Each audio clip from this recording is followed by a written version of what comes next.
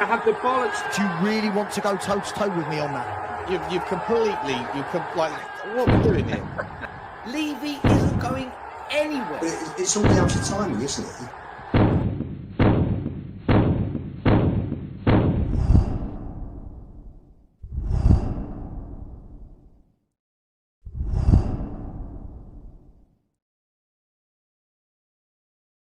Yes, guys, how you doing? Welcome back to the Spurs 5. Episode 4 is upon you. It is Monday night. Strap yourselves in, lock yourselves down, because it's going to be fiery. Daniel Levy has spoken. We've got 5 different opinions on that. Before we get into that bit of the show, we got to talk about all sorts of things that happened over the weekend.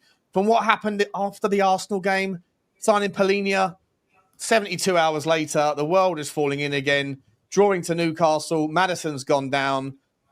95 loan players are apparently able to leave the club. Where do we go from here? We got a lot to talk about, guys. Before we get into it, before I ask everyone how they're doing, please take your shoes off by smashing the like button. Drum the thumb, people. It's all we ask of you. And if you haven't already, rub the sub. Hit the subscribe button as well. We're trying to take this bad boy to wherever it can go, and we appreciate all the support. Hit the notification bell so you know when we're dropping content, because there will be uploads throughout the week. And also keep your comments thick and fast and fair. Attack the argument, not the person, is all we ask. And the mods, please do your job. Lovely to see you all, boys. How's everyone doing? Johnny, you okay, mate? Good to see you. Yeah, all good, all good. Hopefully the sun's coming back.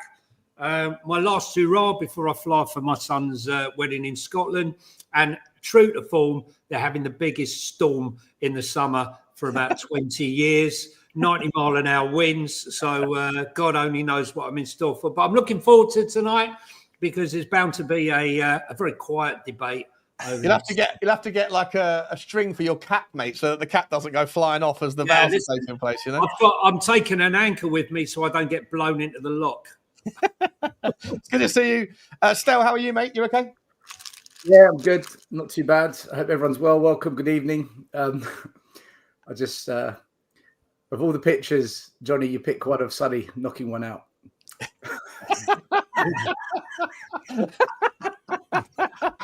He doesn't like he's having a good time there, doesn't he? Bless him. Stel, Sab, how you doing, mate? You okay? I'm all right, mate. I'm all right. Yes, 28 days to go. I'm all right. Squeaky bum time, Lubo. How you doing, buddy? All good today. Plenty to talk about, that's for sure. Just before we get going, guys, just super quick, I forgot to mention, we are obviously on all the platforms, including Spotify and Apple Pods, and on Amazon as well. Links are in the description. If you do get the chance, if you're not someone who watches this live and you want to watch it afterwards, then maybe that sort of platform is your preference. And if so, please do hit the follow button on those things and give us a 5-star review if you don't mind. It really helps the channel out. But for now, guys, we're gonna go straight into the drama. I think the first topic is probably just going to be fairly placid, fairly gentle, but we'll find out. We never know where this one goes. Sava, I'll start with you, my man. Newcastle, Tottenham, score draw, good game, bad game, learnings? I feel like the first 45 minutes felt like a pre-season friendly. The second 45 minutes was just all null and void. It was loads and loads of subs, Sonny's farewell, injuries. It just felt like the second 45, I don't really know what we could take out of it. I don't think Newcastle could take anything out of it either. It was far too much stopping and starting. First 45, I think we saw what we know, but we're solid at the back. We're organised, well drilled, coached. Going forward, we've got no forwards. We've got no playmakers. We've signed absolute toilet up front. And we've got no creativity. So I think we've seen there that we're going to be fine this year from a defensive standpoint. I don't think we're going to be beaten easily this year. I don't think we're going to concede anywhere near the amount of goals we have. But at the moment, Tottenham need new forwards. So I think that was out in force. I think we saw in that first half some good displays. Thought we saw some good displays in midfield. I thought we worked really hard. Thought it was the best I'd seen Archie Gray playing a Spurs shirt. I think we saw some awful displays as well. I think Brennan Johnson, Tell, and who's the other one that played? Richarlison. Was it Richarlison? Just non-existent. The three of just non-existent. So I don't think we learned anything yesterday that we didn't know coming out of the Arsenal game. And yeah, I haven't really got too much to say. As I said, my last point on it is the second 45. It was very difficult to enjoy because there was just so much stop and start. There was so much stop and start. But yeah, good test. Good test up against some good players. And I thought it was okay. It was okay. Stel, same question to you, mate. If you want to bring in some specifics of some players, I mean, and also sort of touch on the challenge that was Newcastle. They're a very, very strong team, and their first 11 is sensational, isn't it? And they're big bullies. A lot of that. Joe Linton elbowing another one of our kids. Do you think that? Did we learn anything more than what Saba said, or was it just another sort of pre-season friendly, a little bit different to the Arsenal game that didn't feel much like one? So after the Arsenal game, I said, let's not get carried away. Everyone got really excited because we beat Arsenal. I said, let's just take this. I need to see consistency. I think after this game, there was a bit more concern coming out of it and less enthusiasm off the back of things we'll speak about later. Also, just our inability to create and score, and you know, Frank needs a year before anyone can truly assess him. That's the reality of it. He needs that one season because right now he's trying to structure a team that can defend better. He's trying to make a midfield be more compact, that can squeeze the game and not get overrun with gaps everywhere. And he needs to show us that he can develop and evolve the front line and the attacking play, which so far he hasn't. But he's done the defensive bit and he's beginning to do the midfield bit. For me, it was another game where I just thought, yeah, just boring. But I don't expect pre-season to be exciting. I don't expect it to be wow. And look, specific players, because you mentioned, I think Jed Spence is getting better and better. He has to start for me next season. The boy is shining. He's so strong. He's so powerful. He's made for the Premier League. He doesn't. On which side? On which side, still?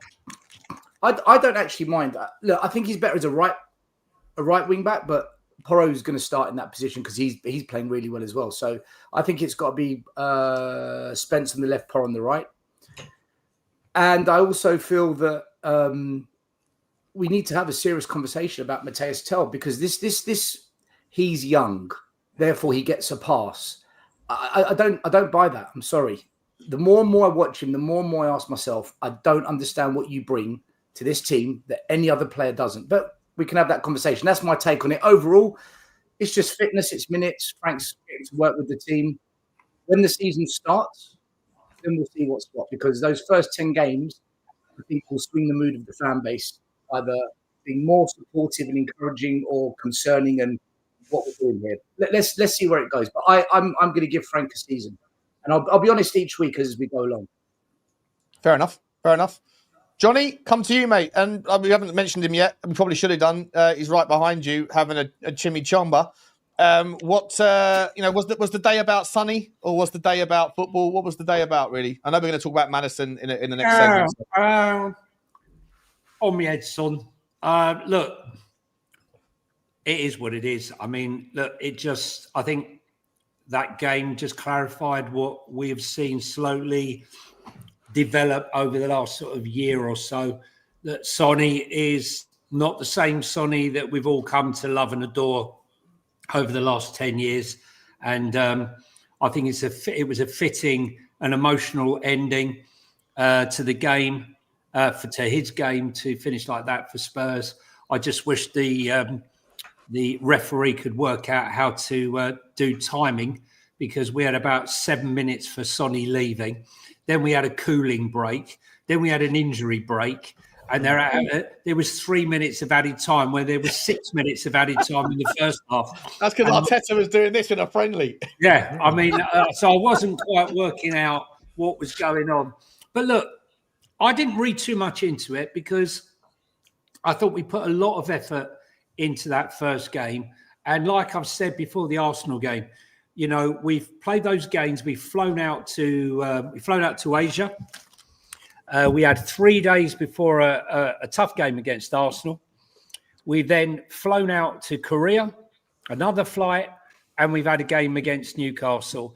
And in another 3 days, we'll be on a flight again, and we're flying to Bayern Munich to play them on Thursday. So I think with that in mind, we have to account for the fact that this was about legs, get minutes into the legs.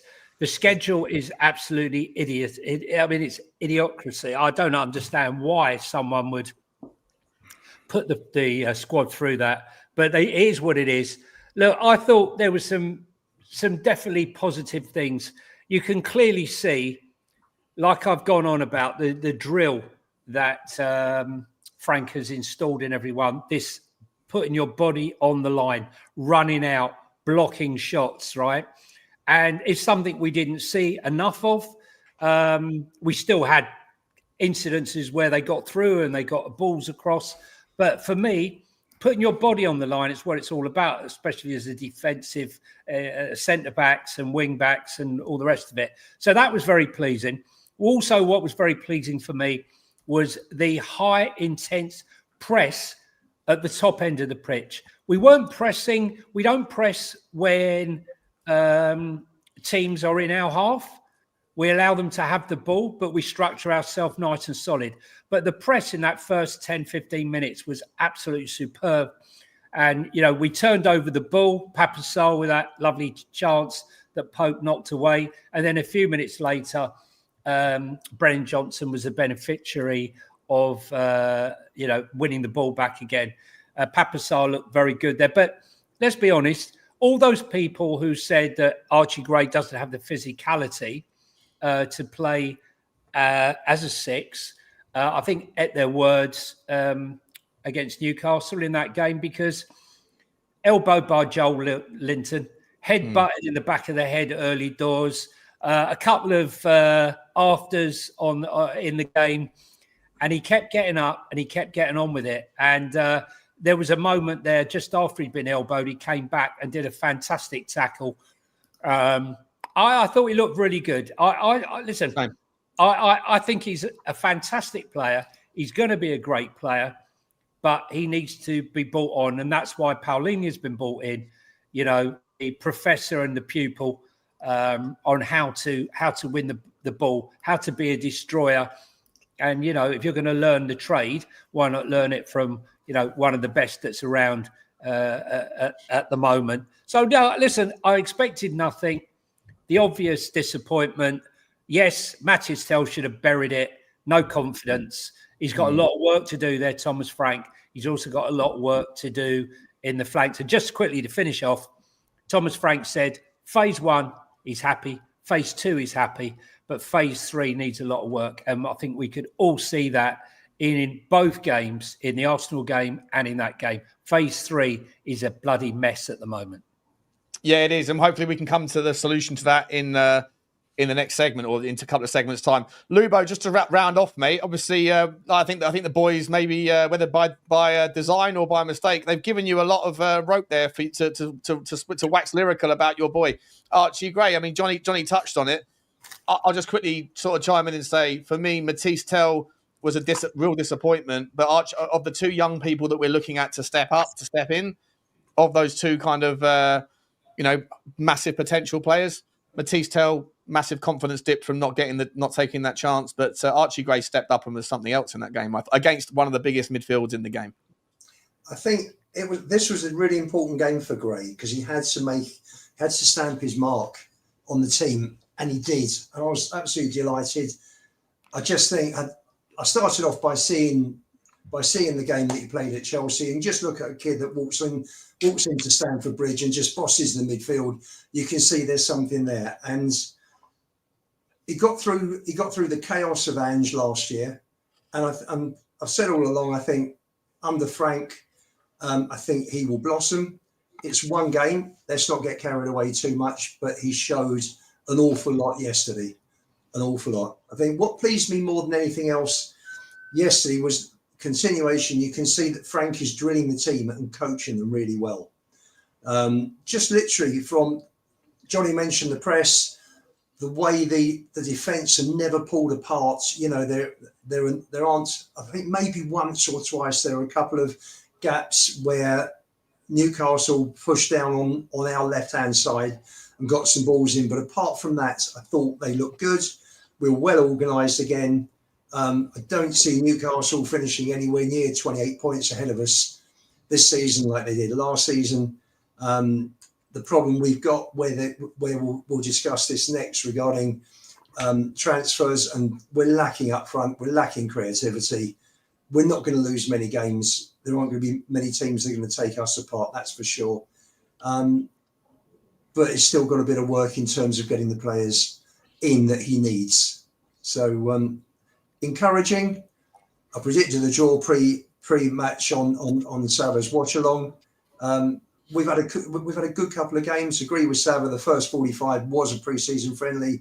The second 45, like a lot of friendlies pre-season, where you've got loads and loads of substitutions, is very much stop-start. There's no real fluency to the game. But, you know, apart from the injury, it was a good day. And, you know, we said goodbye to a legend, didn't we?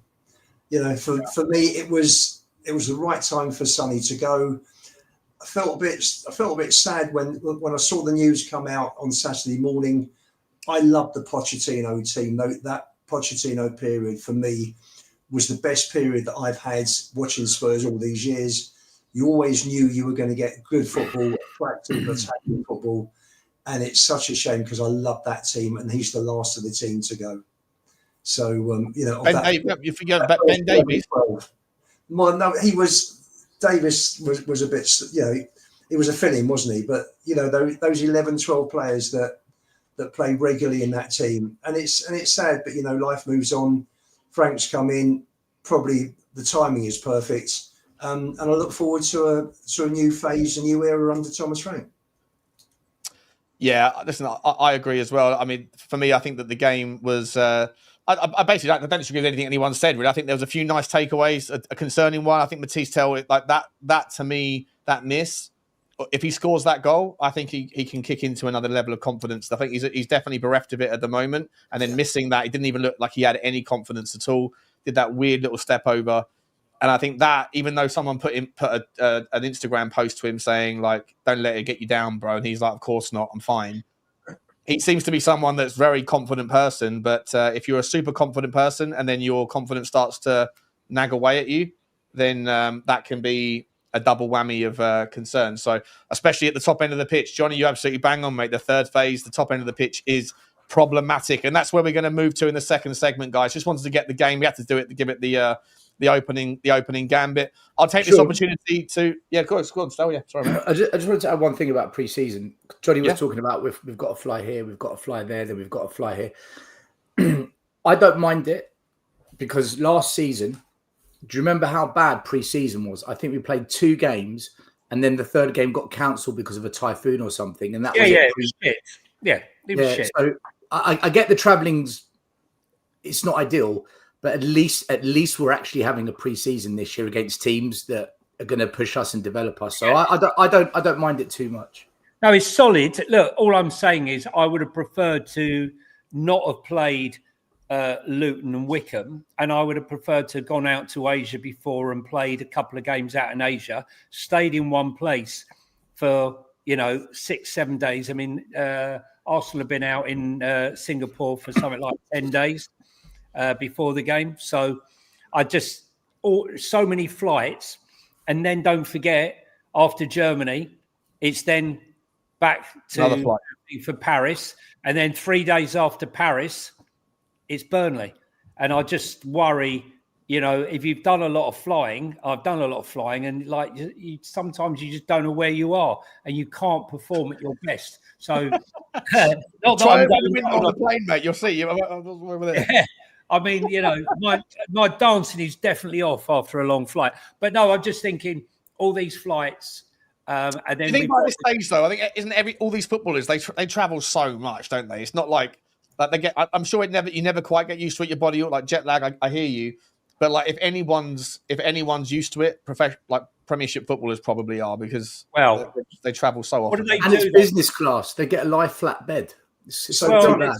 So Johnny, Johnny, is that why we got on the wrong train to Peterborough instead of Bedford on the way back from an away game last season? We didn't know where you were going. We didn't. I was just going to say to you that there is a reason why after a long haul journey, coming back from international duty, that players are left on the bench because of that very same thing. So all I'm saying is that, for me, the Super Cup is important. Yeah, I agree. But for me, Burnley is equally as important. And I'm just worried about burnout. If we were flying back to London now and we were playing Bayern Munich in London like we did last year, and then we hopped over to Paris, no big deal. No big deal. But it is what it is. Let's quickly, guys, before we move on to the next segment, which I think is going to be quite an interesting one. We've got a couple of super chats. Appreciate you all. Jim Bird Coy's become a new channel member. We appreciate you, Jim. Thank you very much, my man. Very cool of you. Kat Funt is also in the house. Seen you a lot today, Kat. I hope you're okay, mate. Thank you very much for your support. He says, Coy's 5, big up, fellas. What's Lois Apenda up to? Is he busy? Maybe we could pop over to Spurs for a year or two. Tell you what, mate, I will. I'll leave that one up because we're talking about that in a second. Not necessarily my team. Not my team. You haven't having him. Yeah, I'll be from Leipzig, yeah. Thank you very much for the super chat, mate. Gerald Goldsmith is saying he's made his signings. Lubo left back in the changing room. Out. Saba is in goal. Fending off all that criticism. Unnecessarily. Johnny in the midfield. Stell on the right wing. Take that. Rather that than left wing for sure. And Sean is a striker. I don't know what I'm striking. I strike a match probably. That's about it. Thank you very much indeed. Are you sure he's not just spelt stinker wrong? Possibly. I picked Matisse Tell over me for sure. Thank you very much, mate. Love the support. Very generous of you. I'd pick Sean. I'd pick Sean over Tell. I'll take that as well then. A backhanded compliment. Very nice. Paul Markey, thank you very much. Paul says achievables are Paqueta and Grealish to solve our squad problems, and why we can't get on board for this is mind-boggling. Both Premier League proven. Certainly those two names are going to come up, no doubt, in the very next segment. So thank you very much, Paul. Really appreciate you, mate. We'll bring that back up in a minute. Paul Watkins says, fellas, keep up the good work. Come on, you Spurs. Appreciate you, Paul. Very nice of you, buddy. The Super Sticker train has also began. Super early birds. Thank you very much. Super Sticker train can commence. Fun fact, there's 1,500 people here. Sava, how does it work? What's the fun fact about Super Stickers? The fun fact about Super Stickers, 1,500. If everyone put in 99p, we'd make £1,500 in a minute. There you go. There's a fun fact.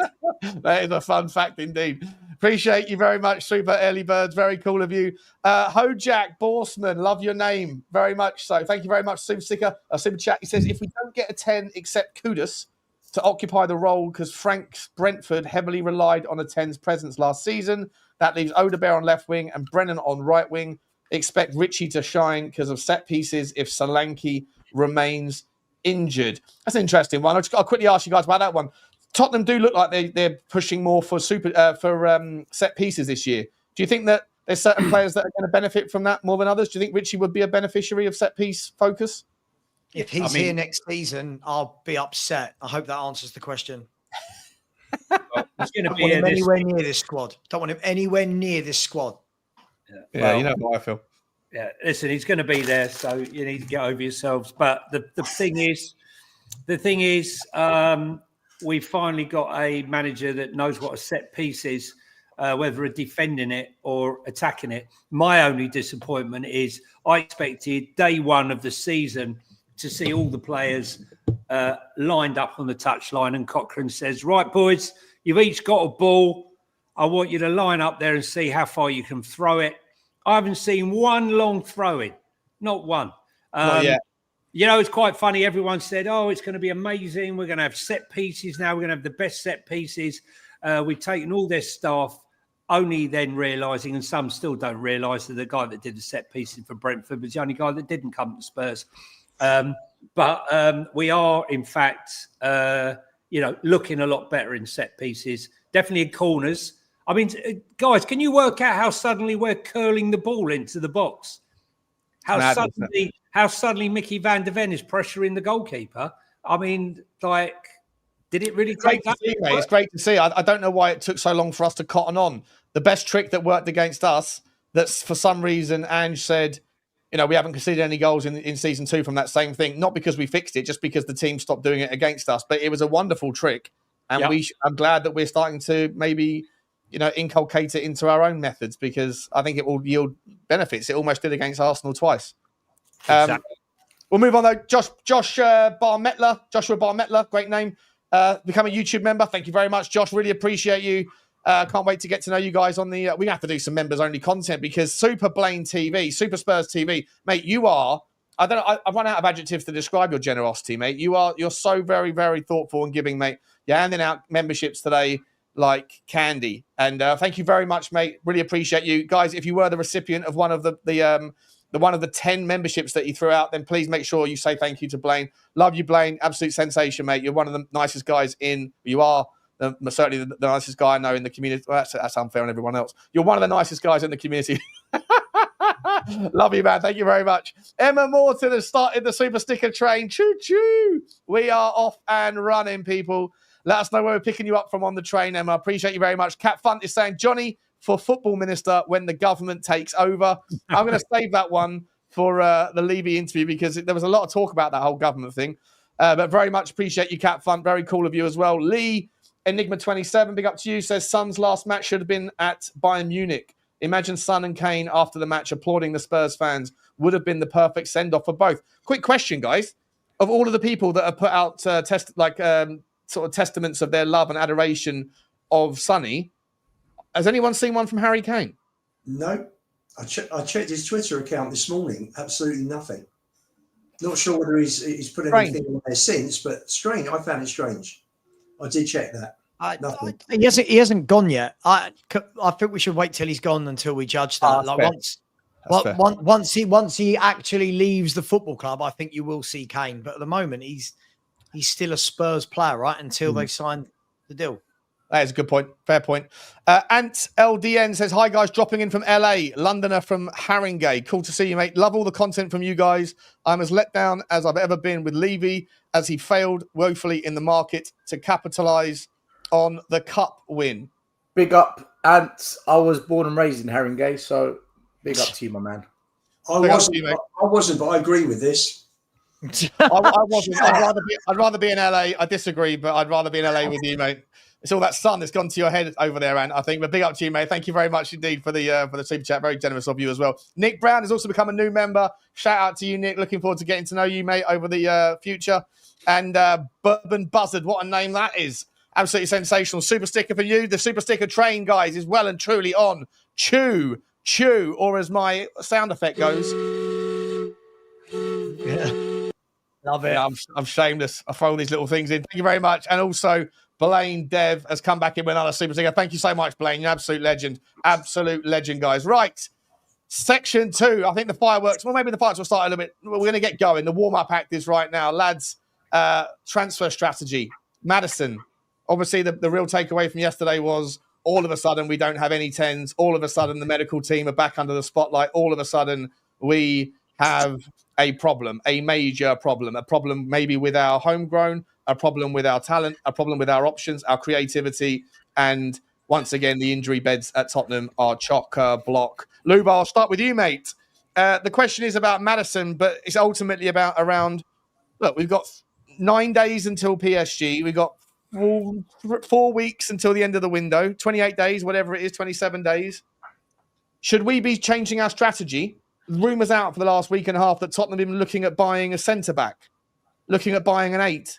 Shouldn't we have whatever money that's going available and throwing it all into the top end of the pitch to fix phase 3, as Johnny said?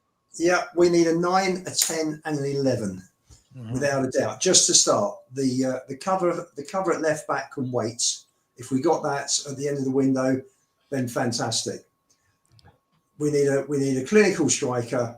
We need a 10. I mean, I'm hearing, Kulu's out for months.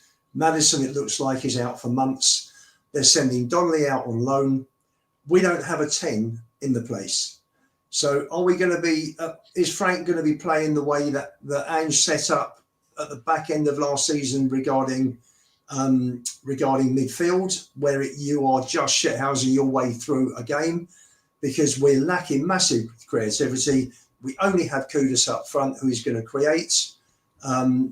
Richie works hard, but for me, just isn't, Just say it. He's shit. Just say it. I'll say it. He's shit. I don't think, Sam, I don't think he's shit. I just don't think he's horrendous. He's not up to where we want the centre forward to be. Solanke, who knows how long this injury is going to be? And on the left-hand side, without Sonny, I mean, Jesus, that was. I mean, he just doesn't impress. So we have got massive. Just say it, Lubo. He's shit. Massive problems. I could do this with a lot of these players. Just say it. We need a lot up front, and you know what? We hear about this chairman talking about loving it, with winning the cup and the parade. What we heard on his interview with Gary Neville. Now put your money where your mouth is. This team need forward players. It's all very well talking with Vinay and talking with Gary Neville and a nice cosy overlap interview. This is the time you show up now. You're either going to show up as a chairman or you're not. This is it. These next 4 weeks, he's got to put his hand in his pocket. They've got to buy the right players and get them integrated into the team as fast as possible. Well, I mean, I completely agree. I don't necessarily agree with the energy changes as soon as you say Daniel Levy. Like, the energy in your voice, smash! Ah, it does with you though, Sean. We're just warming up, bro. We haven't even got to the Levy segment yet, and you're already getting. I can see you're getting energized. If you ever did boxing, you'd be brilliant at defending. I've got to tell you. Like Neo. The bullets flying past my head. The one question I do... The camera again. The camera's gone. 1 second. Johnny, take over your question, mate. The one question I do want to ask is, do we think Maddison came back and was fit? Because he came back after 9 weeks, and after 9 minutes, he's on the floor and he's gone. But can I just say, I remember on Thursday me saying, and I got shot down, that Maddison doesn't have the physicality to play under Thomas Frank. He's not fit to play anymore in this system. And I just, personally, I think we should have sold Maddison. That was my feeling. But I wouldn't wish that on anybody, what happened to him. But he didn't even kick anything. 9 weeks recouping, 9 weeks going. But the knee's obviously gone. He's 30 years of age. He was an accident waiting to happen. And that's why I've been banging on all summer that we desperately need a 10. I've said before, no physicality. He's going to get bullied off the ball. He's going to get injured, and then we're going to be screwed. We cannot leave this alone. Now we're in a position where we need 2 number 10s, in my opinion, because you can't have. We always say you need strength in depth. So even if we go out and we buy a 10. And that 10 gets injured, is that 10 supposed to play every Champions League game, every Premier League game? That's why, personally, I felt that we should have kept Jamie Donnelly for times when there was injuries or we needs must. Now we find ourselves in a dilemma where every club now knows when we come in for them that we're desperate for that 10 position and we're going to have to pay over the odds for it. Just like Newcastle are desperate for a striker, they're going to have to pay over the odds for it. Personally, I think Eze is the only player that can encompass the 2 positions, which is, the left side and the 10. He can play on the left and drift into that 10 position. But even that isn't enough. In my opinion, we need a left-sided winger. We need a 10. And somehow we might need a backup 10 or someone that can play in that position. I think it's the only way out. It doesn't surprise me that he's gone. And let's be honest, I don't think it surprises a lot of fans, but I wouldn't wish that on my worst enemy. It's the sad state of affairs that he's broken down again. Yeah, Sav, I'll come back to you now, mate. Let me ask you this. If you have not an endless pot of money, I know I asked you this question the other day and you said all of them, but just to kind of prioritize, is a 10 more a priority for the creative spark? And I understand that we need a left winger that's better than what we have. I know we need a 10 because we haven't got any. And I know we need a 9 because the strikers can't score enough goals.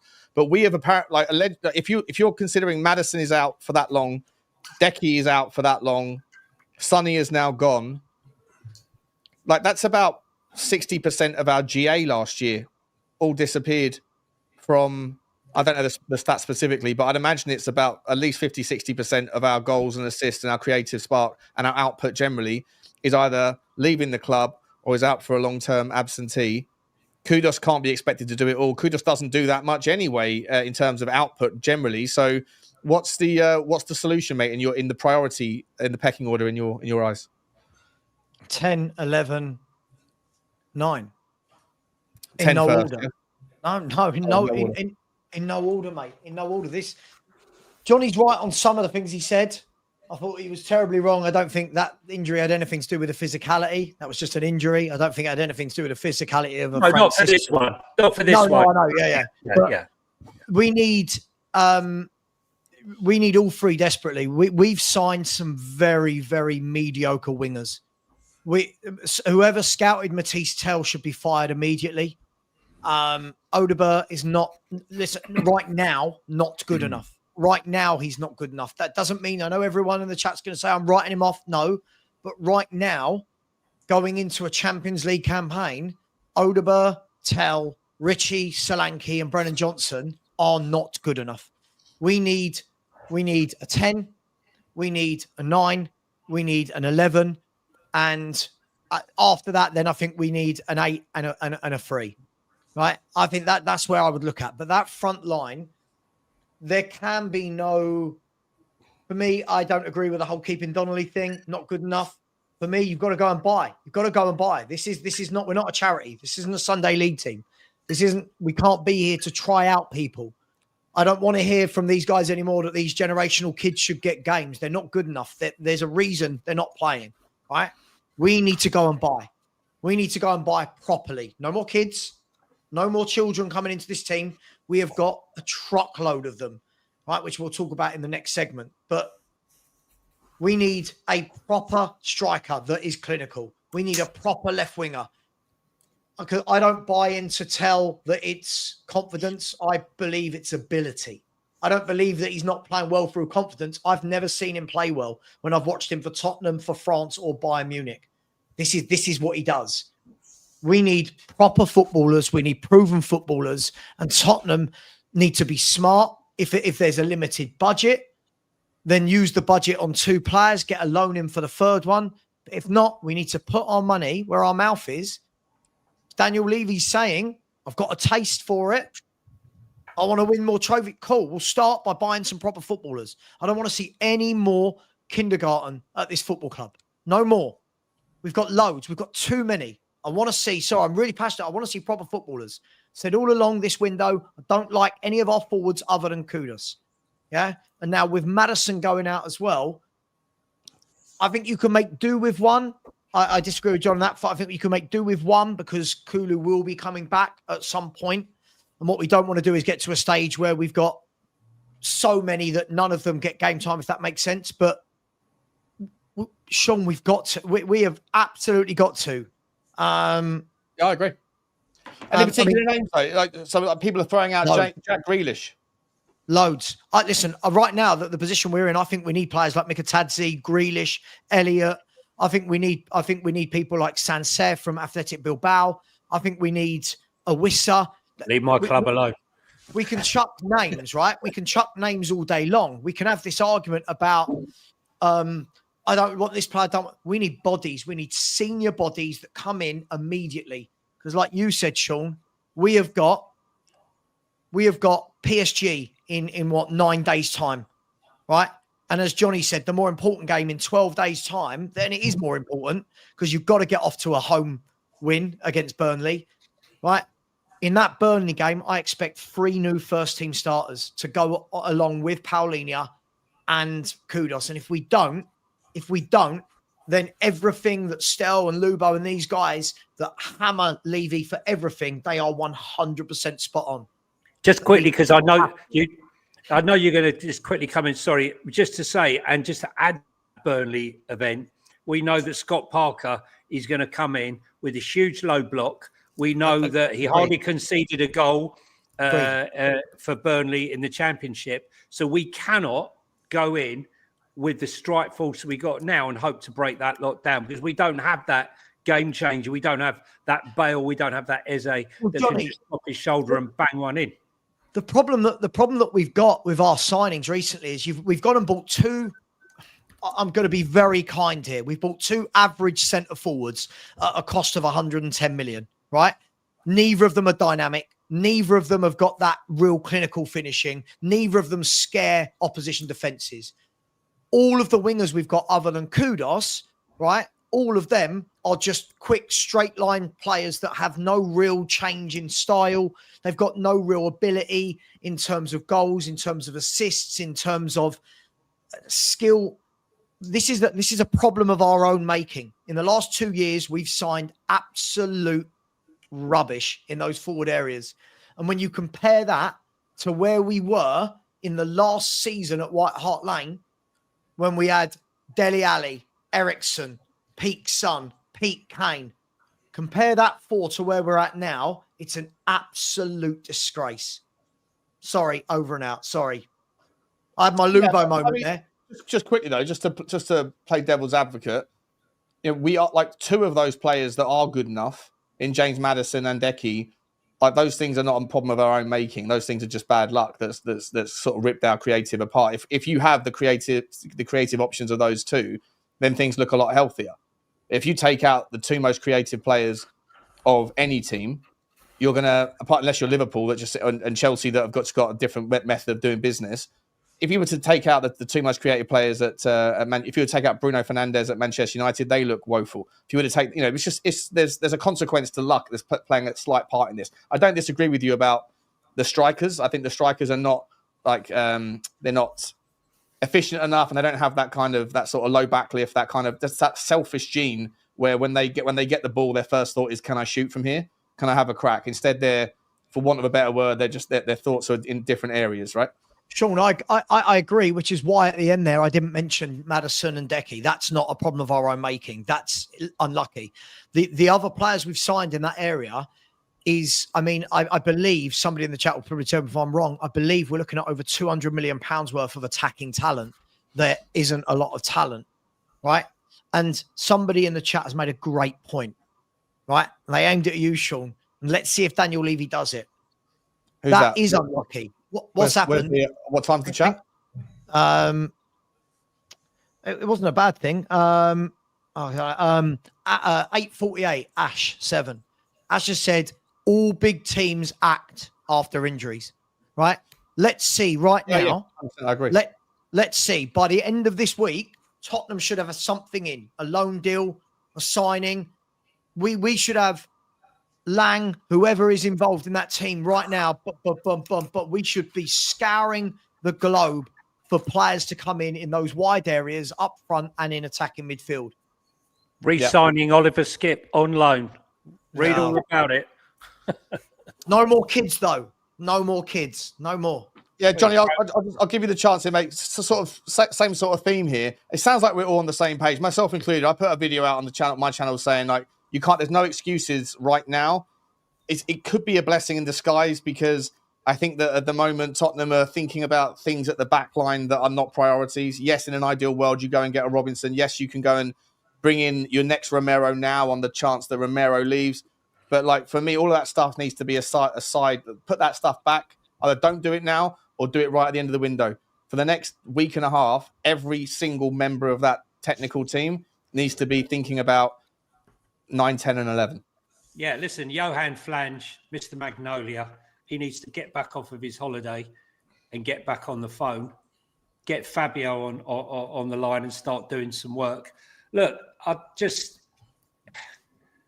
through adversity, you've got to rise up. You've got to meet the challenge. And, we see in football so many times, some footballer gets his moment, he gets his chance due to another player getting injured that might not have ever got the chance. And the manager says, oh, look at me. A bit like Ange with Jed Spence, having blanked him, who had no chance. No, interest in bloody playing him. But when Destiny got injured, he threw him in and said, "Oh, it's because of me. I've made him." But unfortunately, we don't have anybody right now to step into Maddison's shoes, really. I don't think Bergvall or any of them, as much as I think they're great players, are ready to step into that 10 role. That means that you have to find someone that does or can. Some say that, Elliott's underwhelming in the positions that he's played. It's hard to gauge because Elliott's played in that many positions for Liverpool last season. I think if you looked at him in the England under-21s, you'd say he looked a real player, but that's under-21 football. Whoever it is, Spurs need to go out and get it. And if there's one player that can unite the fan base and give the man peace and quiet for 5 minutes, and that's Eberechi Eze. That's it. Yeah. That to me, Johnny, is like, that I think is where the blessing in disguise is. If it's true that Arsenal are now thinking about Lookman, if it's true that they're on to Rodrigo, whatever, to me, when you've got the situation that you've got and you can kill two birds with one stone and at the same time get in a guy who, by the way, can easily become the club's highest earner, and also, as I said in a previous video, there's no danger of other people knocking on the door saying, if he's getting paid 250, then I want 250 now that Son has gone, apart from the one guy in Romero, who you actually want to sign a new contract, but doesn't seem to want to. If he turned around and went, or if his agent said, I want a new contract, but I want to get paid what he is, Daniel Levy can say, great, just sign on the dotted line for a 4-year, a 4+1. Thank you very much. It's never been a more opportune moment to do something. And I just hope that we get it in the right direction. Stel, I want to give you the last say on the overall. Fortune favours the brave. Fortune favours the brave. In this case, it's the misfortune that should favour the brave, because now's the opportunity, due to the fact that Arsenal haven't struck, for us to go and get the job done. 100%, mate. I completely agree. It's like no do you time think like he the wants to present. come? Can I just ask though, Johnny? Do you think he wants to come, or do you think he wants? No, I think he would come. No, I think he would come. I don't think he's got any problem coming to play for Spurs, and nor he has got any problem going to play for Arsenal. It would be the first player. It would be one of the. I think the first time Arsenal would have taken back a player that they let go. Can check that, but I think that would be the first time that Arsenal have got rid of a player and they've gone back to the club. You can check. I'm not sure. I might be wrong. Yeah, I can't imagine it happens all too frequently at the very highest level. Maybe Manchester City will have a couple. He did let go at 13, so maybe I'm going a bit too young. Stel, I'm going to give you the last say on the kind of the overarching narrative, but I also want you to draw us into the next segment, because I know you've got a lot you want to say about our youth team. So that's the sort of the next subsector. What I'll do is, guys, I'll run the super chats at the end of the youth sector. Thank you for them all coming in. By the way, I see a lot of super sticker trains, so we'll pick you up in a minute. Stel, where do you see the kind of the overarching strategy direction going now, and then obviously take it into the youth as you want to? I've got quite a bit to say on this, so I know people are going to want to jump in within 10 seconds once I speak. So just get a pen and paper, make notes, and bring it back up once I finish, because otherwise I'm not going to get through this, if you don't mind. First of all, James Maddison, for me, is our best number 10. He's our most creative player at the club, and I think we lack without him in the team. So all of last season, I was saying we need another number 10. We need, not necessarily a backup, but we need someone that can fill his boots, that can play at the level when he's absent, because Kulu wasn't that guy for me. I think Kulu got overhyped last season. I don't think Kulu's a bad player, but he's not Maddison. So we needed a 10 even before this season started. The fact that Maddison's injured now makes it even worse. Once this season's over, I honestly believe we need to sell James Maddison, having just said that. And the reason I'm saying this, and I'm being consistent, I said it on We Are Tottenham TV yesterday as well when I went on their show. People often said Romero, he gets injured too often, so if he's not available, what's the point of having him? Just so people know, because I know there's one or two in the chat that bring this up, you haven't really done your analysis on this. The amount of games Romero has missed in the Premier League in 4 seasons is exactly the same as what Maddison's missed in 2 seasons.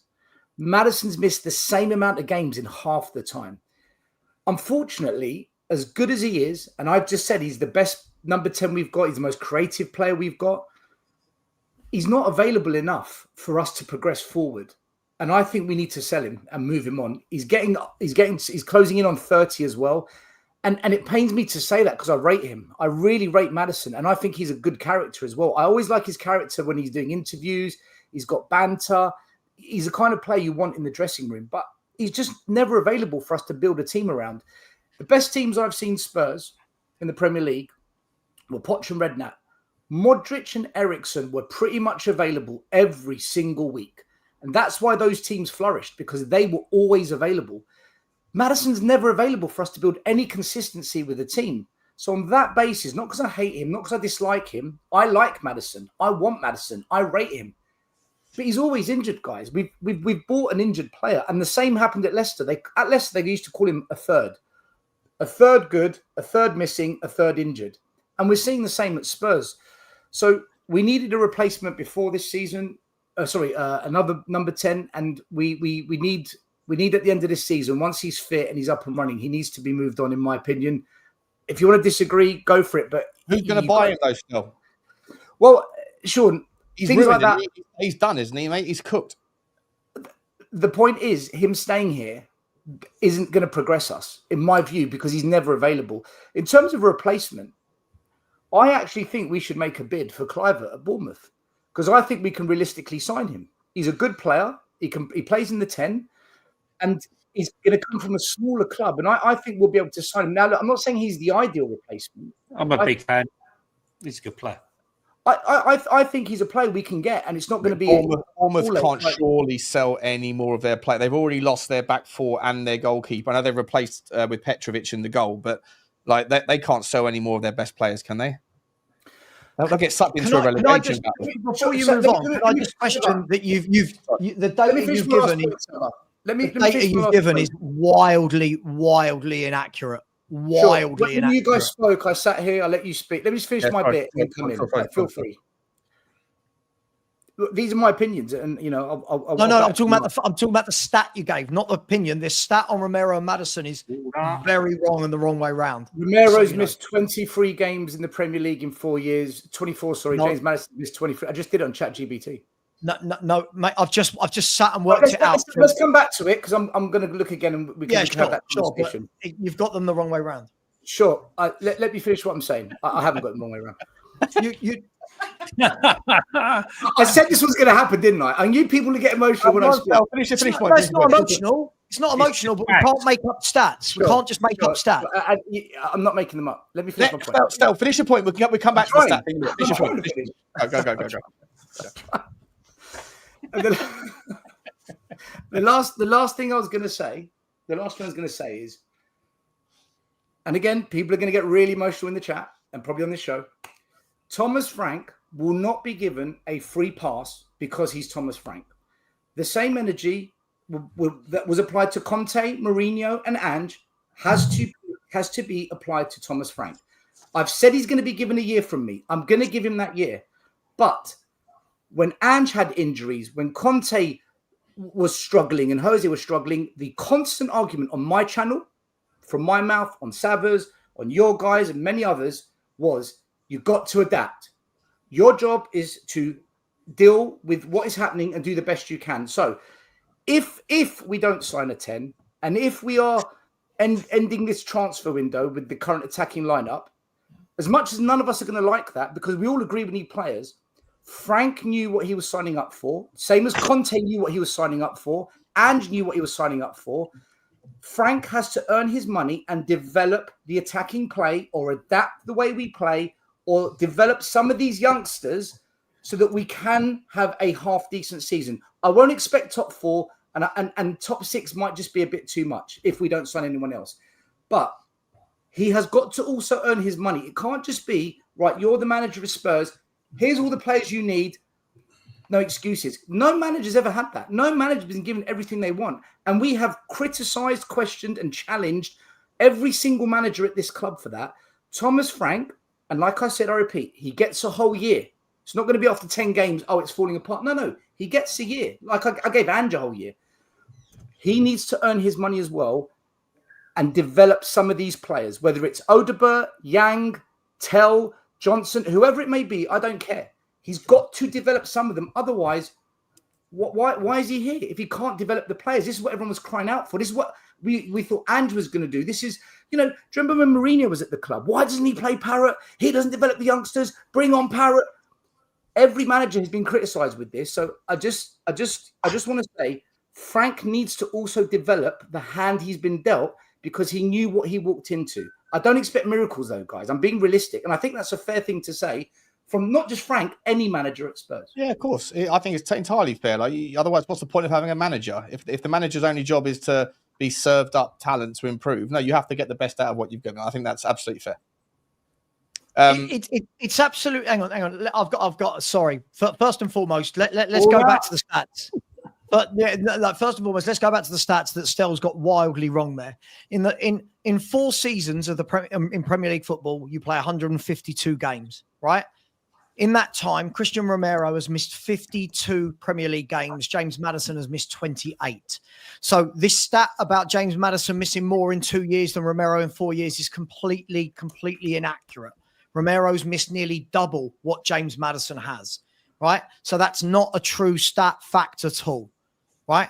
I've just worked. 17. Been longer time, yeah? He's played 59 in 70 out of 76, Maddison. Okay, sure. But he said over 4 seasons, right? Christian Romero has missed nearly double the amount of games that James Maddison has. So we've got first and foremost, we can't just turn around and go, right. Can you say your stat again, please? Can you say your stat again?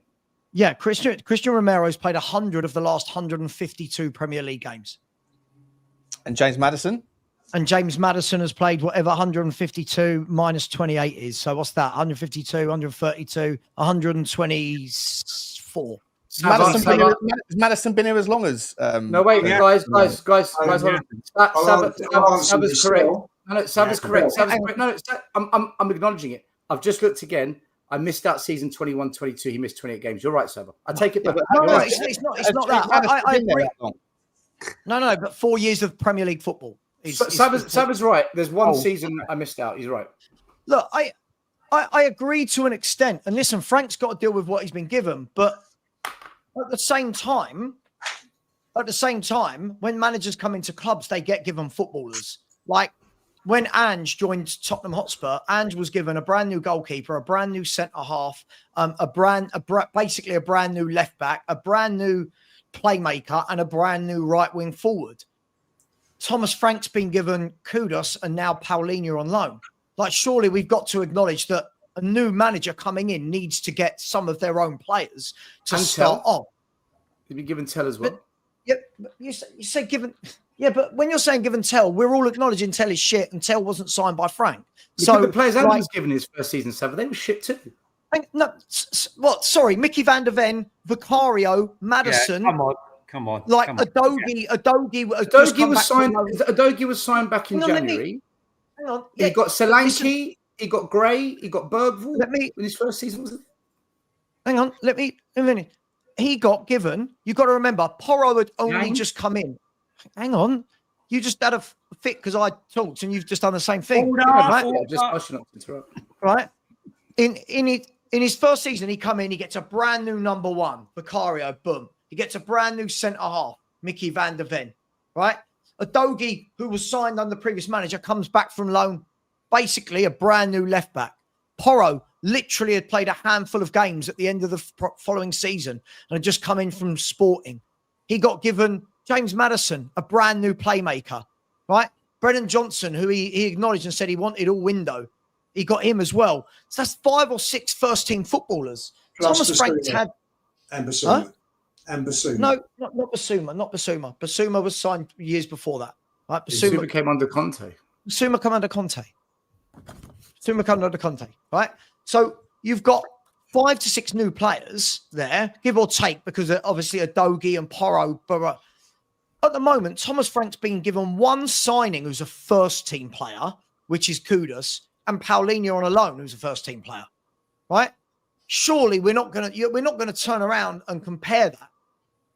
Surely we acknowledge that. I'm not comparing that. What I'm saying is he has to develop some players as well, because that's what a lot of fans were moaning about, Ange lacking to develop players. Surely. Yeah, sure, but we can't just say that for every bad player that they can just be developed. Not all players are going to be developed. For Ange. No, we didn't. Under Ange, I said I didn't want Tell then. Not that he's not going to develop Tell. I don't want Tell. I don't want Odegaard, right? Don't want those players. Don't want them under any manager, right? But you've at least got to give the manager something when he first joins a club. It can't just be 2 first-team signings and then we go, oh, go on, don't worry about it.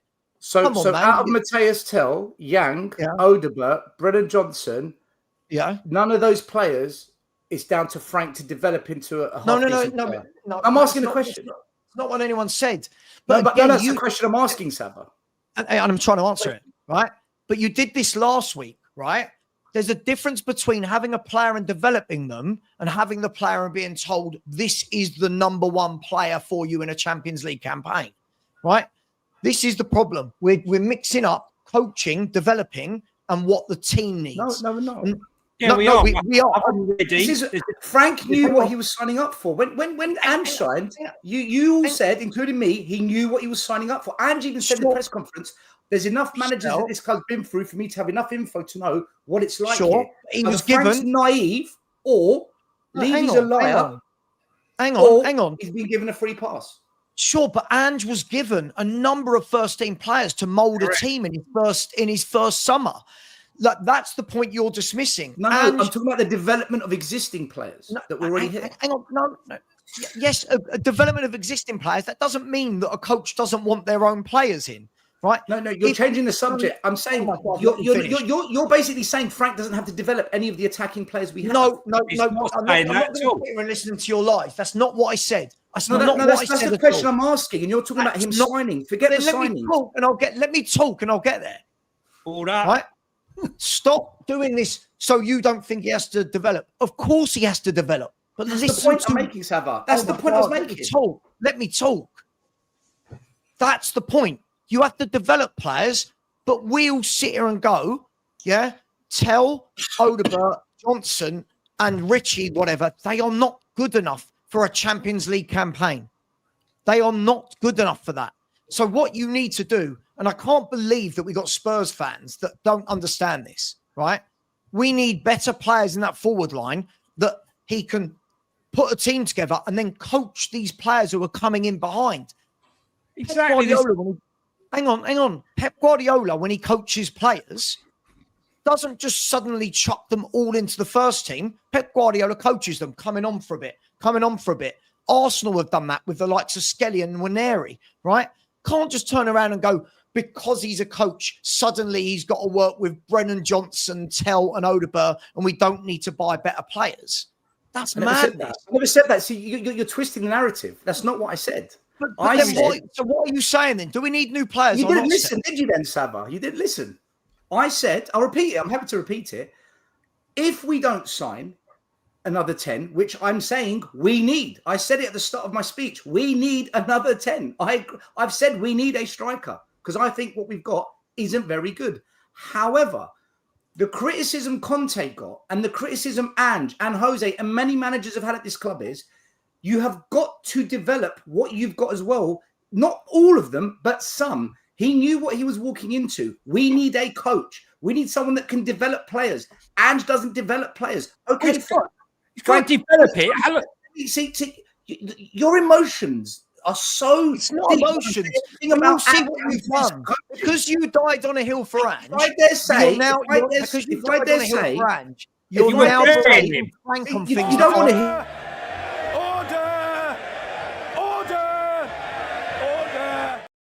One at a time, guys. Come on, we're one at a time. We can't hear. You don't want to hear it. If Ange has Frank has accepted Matthias Tell, right? No, Frank he didn't accept Matthias Tell. We signed Where Tell is this after, coming from? We signed Tell after Frank signed. We did. He did not. Matthias Tell has said himself that Frank had nothing to do with his deal. Matthias Tell said it. I never said he signed. I said accepted. He accepted Tell joining the team. You got a choice. Same way Ange accepted players joining the team. Same way I've got Conte no accepted idea of players knowing that.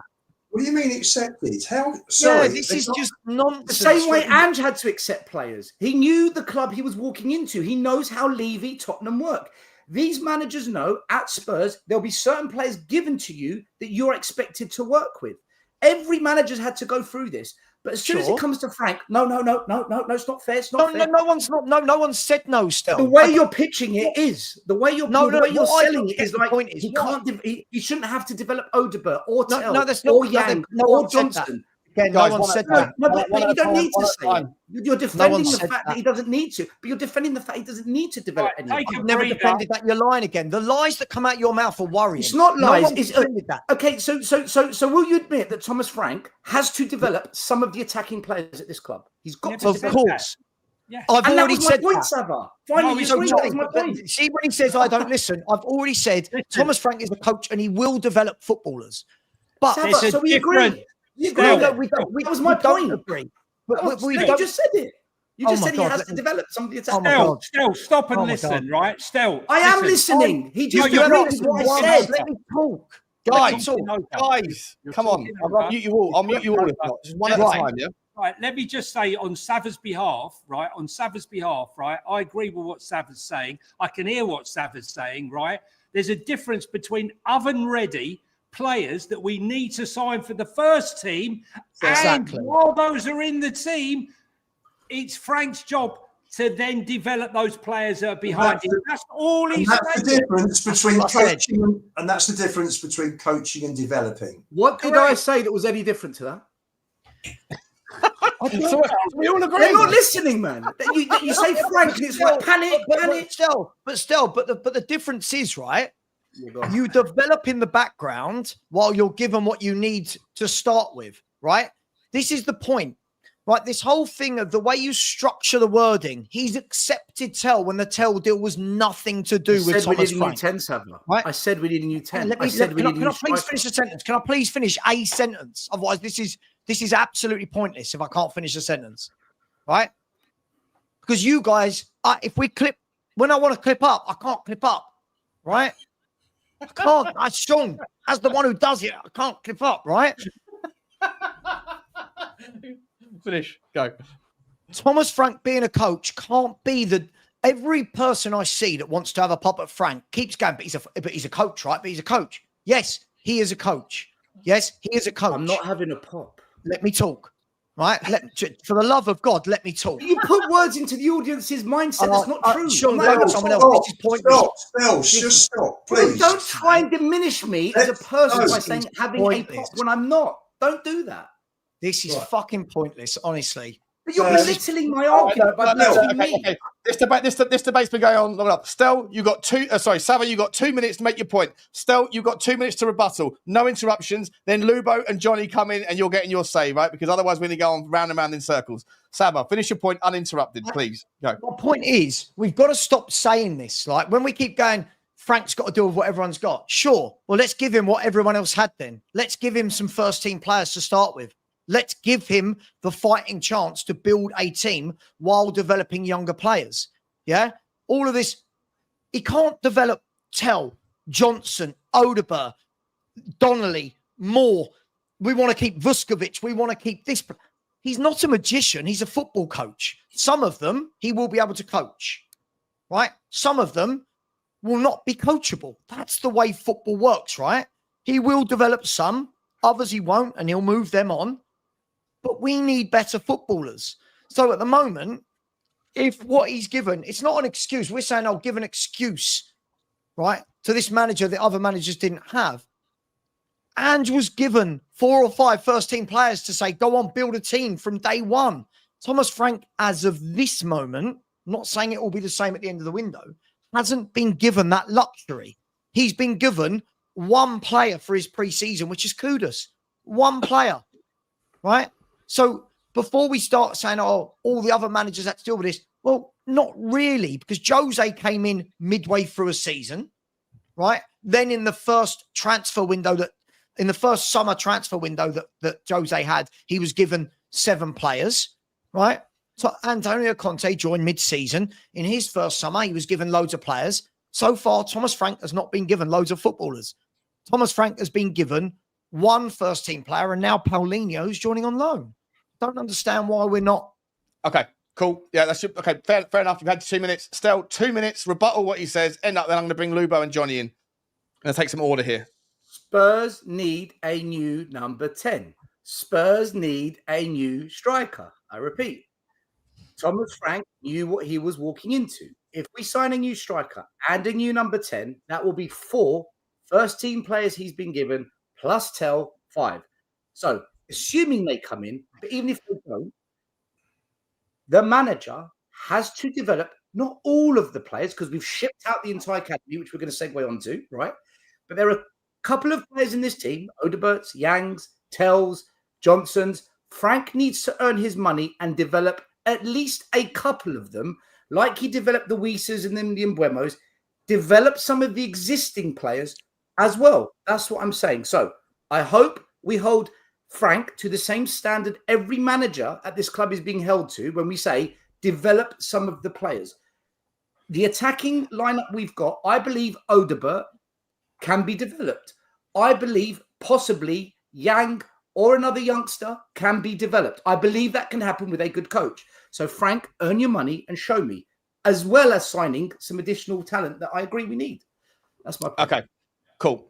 Well done. Okay, I'm not going to let you guys go on anymore. Johnny, it's Lubo. Lubo, I'll start with you, mate. What's your take on this debate? To me, to be entirely honest, I feel like all 5 of you are agreeing. You're just having an argument, and I think you all agree on the same. I'm not agreeing that Thomas Frank's had 5 first-team signings. That's just a flat-out lie. I'm not agreeing with that. Wait, one second. You just said it. No, I never. I said if we sign a 10 and a striker he has. No, I'm not doing this again. I've got to bring the other 2 in. Lubo, come on in, mate. Come on in. I think we're just talking about the difference here is that Ange walked into through Paritici, Vicario, Udogi had come in on loan from his loan. Porro was new, and then Ange went and got Maddison, Van der Ven and Johnson. So he finished up with 6 first teamers. At the moment, Frank has got 2. In terms of developing players, it's very different developing players at Spurs than it is with Brentford, because at Brentford, they don't have the pressure of success, of top 4, top 6, getting into Europe. They don't have it. So when you're looking at a Yang, I mean, I've got a list of all the players here, the 12 players here. We sort of drifting into we sort of moving into that territory now, Sean. The youth, yeah. Bring the youth in, yeah, 100%. Okay. I mean, we have got before loans, we have got 40 players, around 40 players on the books. The 12 players that have either been loaned or are now available to find a loan are Donnelly, Lancashire, Veliz, Devine, Scarlett, Tyrese Hall, Vuskovic, Abbott, Yang, Phillips, Dorrington and Moore. So we've got Phillips, Dorrington and Moore, Veliz, and those 4 have all gone out on loan. The other 8 are looking now for loan periods. You've also got, and in terms of developing, this leaves 28. We've got 6 injured. I'm just bringing this round to where we need to be in terms of the transfer strategy going forward from here. We have got injured at the moment, and we don't know how long they're going to be out for, all of them. We've got Udogi, Solanke, Maddison, Kulu, Dragerson, and Solomon. We know for sure, we think with Maddison, the way that looked, with Kulu and Dragerson, we have got 3 long-term injuries at least. Udogi, Solanke and Solomon, no one knows how long these guys are going to be out for. So that brings you down to 22. You then look at the 22, and we've got, in terms of, we talk about developing youngsters, in terms of, say, from 21 downwards, you've got Kinski, 1, Takai, 2, Gray, 3, Bergvall, 4, Odebear, 5, Tell, 6. I mean, I'm not even including Brian Hill. He's not even in the equation at the moment. Udogi? Yeah, well, I've sort of covered that. Yeah, so Udogi, yes, I suppose you could call Udogi, that's 7, although he's injured. And then, so you've got 7 kids then. If you take Hill out, Solomon's probably going to go. Frank talked about developing people on, I mean, he was talking about left wingers the other day before one of the matches. Solomon wasn't even mentioned. We are very, very short at the moment, very short. And just to make up a squad of 25, you've got all the young kids going out, which I think for all of them to go, I think is crazy, because the kids coming through are looking at that and thinking, Jesus, where's the pathway for us if this is what's happening? You've got 12 players here, all going out, 12 out of 12. Yeah, madness. Absolute madness. I think it's crazy. You need backup also for European games. You've got to have homegrown. You've got to have under 21s as well for Premier League games. If we Lubo, can I just ask you a quick question, mate? Just to throw a cat amongst the pigeons. I know we're going to save the Levy thing for the final segment, but is there any chance that the fact that Tottenham are willing to let all 12 go, it's either they have had a lobotomy and they're losing the plot, given that we've got 4 competitions to play for, or there is that money to spend and they have intentions of bringing more players in? Because if they were keeping the youth players around, I'd be more inclined to think that we're not going to go after 3, 4, 5 more signings. The fact that all 12 are on the cards to leave, to me, I'm like, well, they wouldn't do that unless they're absolutely insane or if there's an intention to spend money.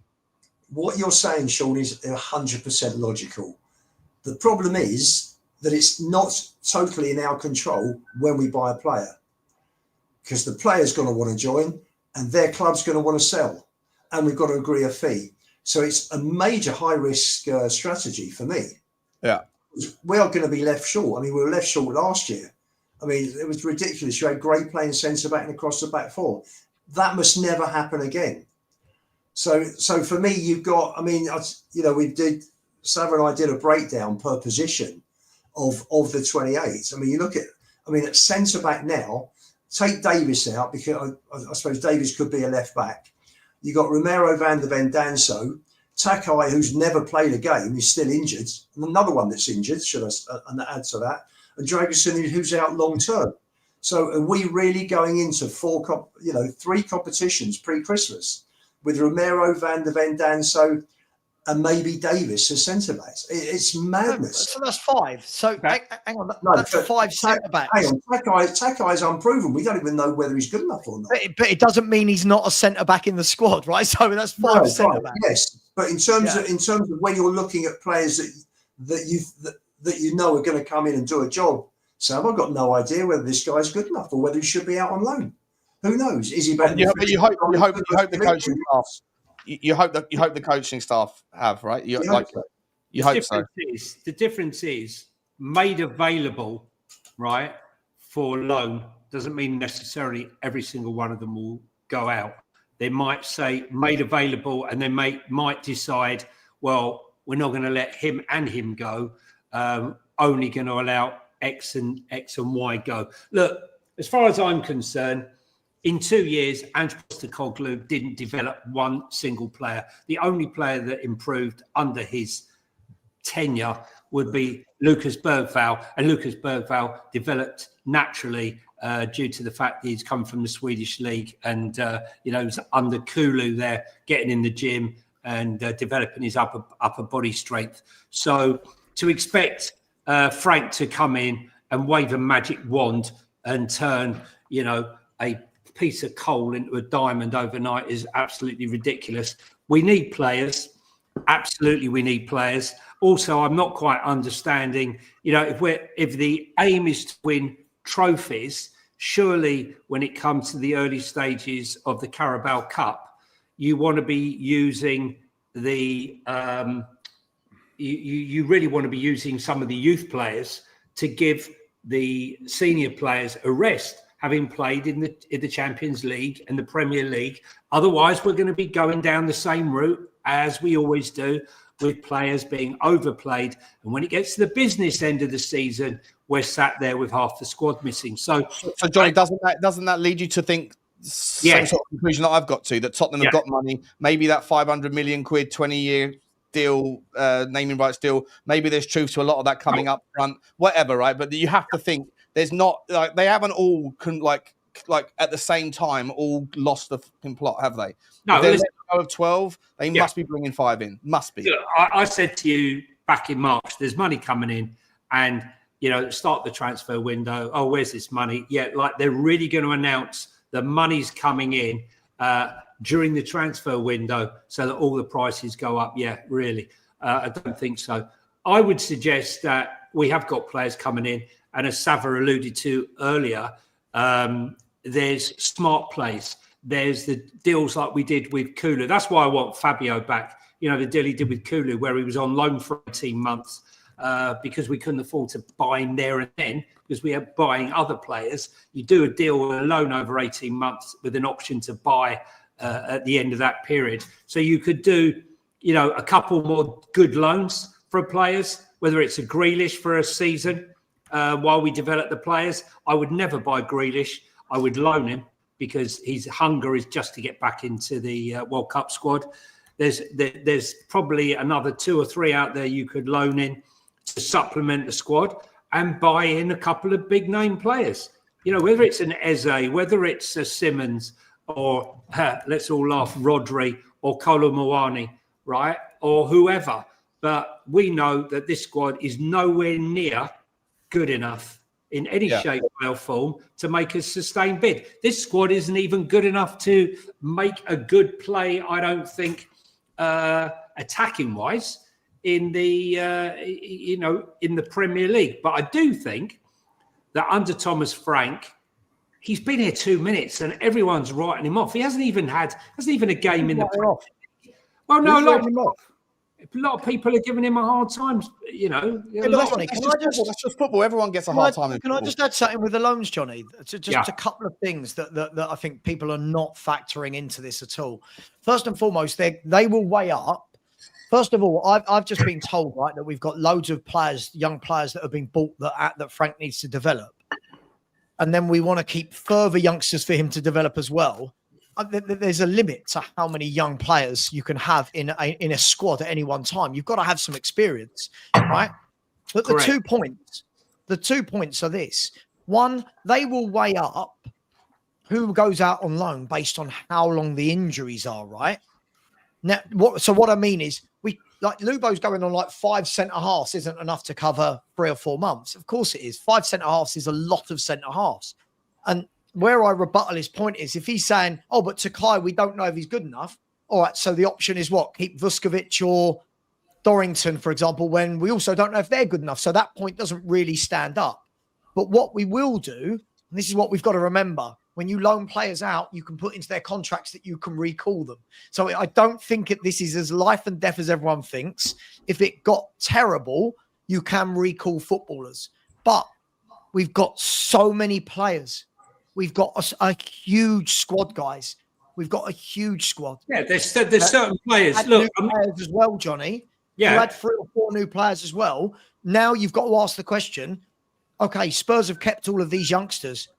Got a big squad. These youngsters sit. They don't get any football. Yeah, that's the truth. Look, without mentioning who I speak to and who I don't speak to, a couple of them that I have spoken to were adamant that they had to go out on loan to get game time to develop them as players, And I totally understand. From a selfish point of view, I might want to see them at the club, but from their point of view, they need to be developed, and the only way to develop is getting game time. James Maddison was out at Aberdeen playing football, getting game time, but we need the club.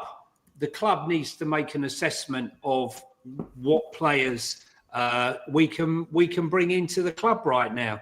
I just think that Thomas Frank, he has to develop Bergvall, he has to develop Tell, he has to develop Odebear, right? And he has to get Andy Gray, and he has to get Takai, and he has to get but he has to get but what I'm saying is he has to get the system. More important than all of that, first and foremost, is them understanding a cohesive system that gives them half a chance to have a defensive base, because behind every great team is a great defense. Now, you look at Liverpool right now, everyone's going on about how marvelous they are, and Sean and I talk about this on Football Inc. They do not have a massively fantastic defense right now. they have Konate, Gomez, and Virgil van Dijk. And right now, Virgil van Dijk is injured. Gomez is injured. Virgil van Dijk is ill. And they're having to play Endo and Robertson as centre-backs, right? Okay, that is not good enough for a team like Liverpool to sustain a Champions League and a title charge. Absolutely not, right? We, on the other hand, we've got abundance. I mean, Arsenal, unbelievable midfield. Defence. Spurs right now, we've got the numbers. And when fully fit, I believe we're a match for anyone with Jed Spence, Porro, Mickey van der Ven, and Cuti Romero. But any injuries, and we're weakened. But the weakest position, as we said in the very first segment, was phase 1 is very good. Phase 2 can be, but phase 3 is an absolute disaster. I think we all agree, most fans, most of us on this panel think that unless we correct what's staring us right in the face like a giant wall, if we don't address this situation ASAP, like this week, then we are going to pay the price soon enough. Yeah, 100%. Sure. For the just so super quick still. For the purposes of the show's timing, we've still got another segment to go. I've got 16 super chats to go through still. I'm going to give you and Stab last word on the youth side of it. Please stick to the youth side specifically. But guys in the chat, there's 1,800 people here. It's been insane. Love it. Thank you very much. But we are only on 645 likes. I set a very reasonable target of 1,000 likes. Last week we got it done just by the end. Can you all just shimmy over to the thumb button and just tap it? Rat-a-ta-ta on the thumb, because 1,000 likes would be very easy to achieve and it really helps the channel out. Sorry, Stel, crack on, mate. Yeah, keeping it on the youth. A couple of weeks ago, I think it was our first show that we did. We spoke about the youth and all these kids being shipped out on loan, or maybe one or two being sold. It further backs up what I was saying in that first show, that the player pathway for the academy into the first team at Spurs is broken. Our player pathway is broken, and you're seeing it again. To not even be able to keep some academy players in this squad and to try and introduce them, even if it's the odd minute few and the odd game here and there, or maybe Carabao Cup games, I don't get it, man. I really don't. And as a club, you have to ask, what is the point of our academy unless it's there just to develop players to sell on and use that money to try and buy more established players? That's okay too, though. That's okay too, isn't it? It depends what kind of fan you are. If you look at it from the grand scheme of running a business and trying to raise income to invest in players, then yes. If you're someone that's got a bit of emotion attached to seeing one of your own, like another Kane come through or a Ledley, then if you had 20 players at Tottenham that were the sort of, we had the high hopes of, like a Mikey Moore, a Jamie Donnelly, the guy Bartlett, whatever. All of these kids, I'm not going to go through them all, but in reality, they might all be sensations at 14, 15. I mean, you know this better than me still. I don't know anything about any of this stuff, but just from an irrelevant observer's perspective, how many of these players are going to break through to Tottenham to be a Champions League winning player in a Tottenham shirt as a Tottenham youth player? Yeah, absolutely. If you get one every 5 years, you're happy, right? Sure. And that's the reality, right? We've got to get some coming through. But the only way that's really going to happen is if they break into that first team or get some minutes. Look, whatever the reasons are behind it, whether it's right or wrong, the point I'm just trying to make here is that our player pathway at Spurs is broken, and it's been broken for a very long time. And the disconnect between academy and first team, you're seeing it yet again. And new managers come in. It's Frank. It doesn't matter. It happened under Ange, Conte. It happens under every manager at Spurs. They just don't embrace the academy for whatever reason. And I know that some of it comes from above. Yeah, well, but that's because they're all I know we're going to move on to Daniel Levy in the last segment. They're under pressure to get results today. 100%, mate. Daniel Levy said today, and this is one thing I'm going to criticise him for.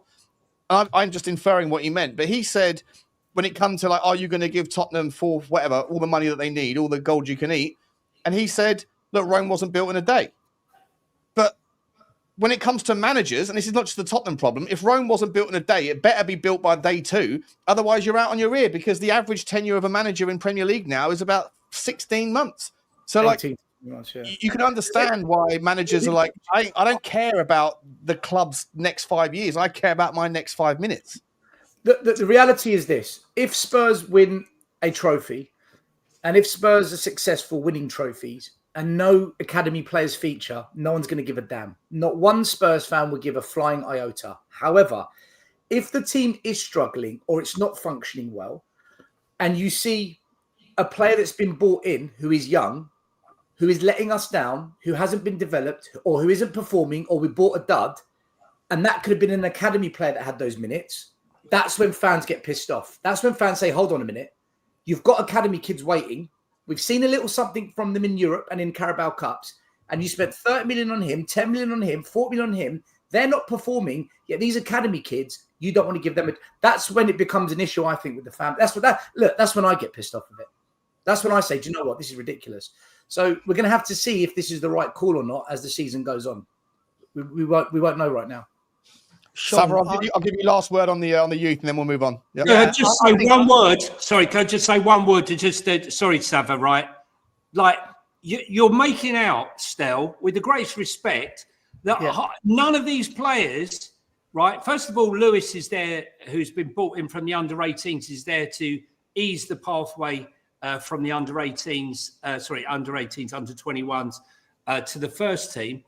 What's to say that all of these players that are going on loan, are we saying that Mikey Moore, Abbott, Vuskovic, all of them don't have any future? None of them have a future at the club. Do you think that? We as it stands now, most probably not, because this is. Okay. Well, you asked me a question, right? I hope that's not the case. But when we're signing Yangs, Odeberts, Tells, 18, 19, 20-year-olds, and they go straight into the first team, and the youngsters who are 17, 18, 19 don't, that is the pathway broken. And that's the point I'm making. If Moore was given a chance instead of Yang, then I'd say, hold on, there's a pathway. I'm just not seeing it, Johnny. In due course, in the next 2 years, if Moore, Donnelly come back and they play for Spurs, then I'll come back and say, Johnny, you had a point back then, but as it stands now, I saw Yang play for QPR. A friend of mine's a QPR fan. You know, it's a bit of a pain, but I've seen him play, and he was all right. He's getting loaned out as well, though. So it's the same. Yeah. We're making the same argument about both players. It's irrelevant. Exactly. Okay, exactly. Well then Odeberts and Tell. Yeah. Go on, Sab. Listen, I think the problem here is we want to have everything. So I agree with Stell on the point of, for me, this is why I hate the transfer policy. This is why I always say, stop buying young players. If the two things, if the academy players are good enough, stop buying young players. Because what we've done is, right, and listen to this list. These are young players we bought in, all, if I'm not wrong, when they're teenagers, that have stopped the academy players coming through. This is the first part of my point. So you brought in Kinski coming through. I know he's a tiny bit older than a teenager. Kinski coming through stops all of the young goalkeepers, right? Spurs have brought in Takai coming through and Vuskovic coming through, which takes away from Dorrington and Phillips, by the way. So there's 3 young defenders we've bought in the last 2 years, right? There's 3 young centre-halves that we've bought in the last 2 years, right? We've then bought Gray and Bergvall as teenagers. They stop the other young players coming through. You've got Tell and Odeberg that have been brought in as teenagers. Valise, who's also gone on loan, that's been brought in as a teenager, right? When you look at all these players, that leads me to believe one thing, right? These young players might not be as good as you lot think they are. When I say you lot, I don't mean people on this panel, people out there in general who keep talking about how good they are when they've not really got any idea. Yes, we've watched them in League One. Yes, we've watched them for the youth team. This is the elite level of football, right?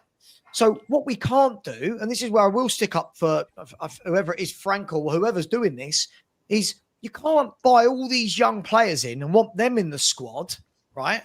And then say, oh, but we want to keep all of the academy below them as well. Because what you've got is you've got the academy players, the young signings, and then the first team.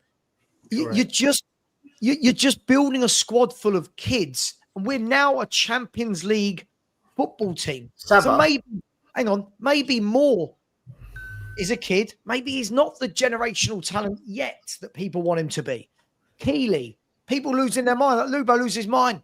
He's gone for £1 million to a League One team, maybe for a reason. Donnelly, maybe he's going out at the age of 20, nearly 21, because he's not good enough to play first team. We can't just assume that everyone is good enough. So I've got either stop buying young players and give the academy a chance, or stop complaining when the academy players go out on loan. We can't have both. Can't have both of those two things happening. No, but I just want to. We got. I've got to start. Last words. We got to move on to this. Go on. Last word, guys. Come on. What I was going to say is, I don't. Not that Sav has said this to me directly, but I don't blame Thomas Frank for the situation at Spurs. My point is that the player pathway is broken for whatever reason. There's many factors, but the player pathway at Spurs, unfortunately, is broken. And it's sad because there are some players in that academy, if given the right coaching at the adult level, and if given an opportunity ahead of some of the other players. Look, a good example, and I think we might all agree on this. I would rather see Will Lancashire in this squad ahead of Richarlison, and I mean that. I would rather see Lancashire ahead of Richarlison. I don't actually disagree with that either, to be honest. I think Will Lancashire's got something about him. I really do. Richarlison, for me, I've never understood why we signed him, and I still don't get it. Same, 100%. Guys, I'd love to count. We could go on for 4 hours like we usually could do, but we've only got 35 minutes until we got a round off, and we've got 18 super chats to get to. There's still 1,750 people here, guys. Love your support. Please do smash the like. I don't know what we're at. I think we're on the march towards. We're on 810 likes. Good last session, guys. Can we get up to 1,000? We'd really appreciate it. Let's get some super chats done. Then we got to move on to Lubo's favourite topic. And he's already shotgun that he gets first crack at this one. So be excited to hear. I'm gonna have to chime in. Super sticker, the choo-choo train is back in action. Thank you very much, Ulrika. We're coming over to Australia to pick you up, miss. Get yourself out of the bath, put down your G&T, and then put a bit of makeup on, and we'll see you in a little while. Appreciate you, Ulrika. Joshua Barmet has come back in. Appreciate you, Josh. If you had 140, how would you all spend it? Mate, I'll tell you what, that's going to take up 10 minutes. I'll just quickly go. I'll quickly go with it. Don't mind. I'll say if I had 140 million right now, I'd get Eze and I would get a striker. I'd go and get Mikhail Tadzi, and that would probably take up about 100. And then the other 40, I'd go and see if I could get Lucas Paquetá. That's what I would do. I ain't got time to go for everyone else, but thank you very much for the super chat. Dean Law was in the super sticker as well. Choo choo! Appreciate you, Dean. Always here, mate. Love you, buddy. To Mark Show as well. Mark Show Cookie. Appreciate you, mate. Thank you very much, buddy, for the super sticker. Ulrika Johnson's back in. She says, bring Kane back. He would cook in this team. I know that's something that Lubo has been talking about since the day that the man left, essentially. I think that if that's going to happen, it will probably happen in January of 2027. Apparently, that's when it's most likely, but we shall see. I do think, for what it's worth, age is irrelevant with that guy. I think he's good enough to keep playing for a long time. Josh Caress is saying Eze plus Grealish on a loan goes a long way to fixing the 10 left-wing duality options. I don't mind that word either. Duality, very nice. As above, so below. Mikhail Tadzi as a third signing bolsters the whole front line. Love that, Josh. Love that, mate. I love your name as well. We'll caress a little bit of Mikhail Tadzi. By the way, guys, caress the like button. Rich says, I heard today that after Ben Davies, Brian Hill is the longest tenured player at Tottenham. Is that true? That's insane. To quote Shawnee, what are we doing here? What are we doing? Great show, Brad. Really? Go, chaps. Appreciate you. That's insane. He's the most tenured, but he's not been here for most of it. Thank you very much indeed. Jay's come in with a super sticker as well. Thank you very much, Jay. Choo choo to you. Appreciate you, buddy. Blaine has come back in with a big super sticker as well. Super chat. Thank you so much, Blaine. Question for Stel. Okay, you're giving Frank 1 season to develop players. How are you going to judge success or failure overall if everything remains as is today, aka no signings, current squad? Stel?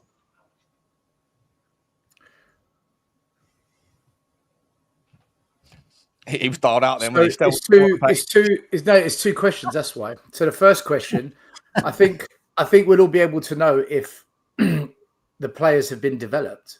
It's whether they're producing a better output. If Tell starts scoring goals and creating goals, he's improved. If Pape Sarr is controlling games or breaking up the play and releasing the ball and creating transitions, then he's improved. So I think we can judge that one with the eyes and some stats. In terms of how you're going to judge success or failure overall, if it depends where we finish in the league. For me, if we finish top 6, I think it's been a fantastic start for Frank. If we finish below that, I'll be a little bit disappointed. If we finish bottom half, I think it's unacceptable. So, but every fan's going to have their own metric for this, I think, Spurs TV. Yeah, 100%. Appreciate you, though, Blaine. Love you, man. Awesome again. This is great Monday night television, says Mark. Appreciate you, mate. Hope we are keeping you guys' attention. I think we must have done 700 people here, 800 people the whole time. Fantastic. Question for Stel. Would you take Ange back at Tottenham? Do I have to respond to trolls, or is that a rebuild? Stel, you love him. Come on. Yes or no? Just quick answer. Yes or no? No. Okay, cool. Slip and Koi, it's just an empty super sticker. We'll call that a super sticker then. Thank you very much, buddy. Really appreciate you. And Sam is back saying, Sava seems to get most things right. Just saying.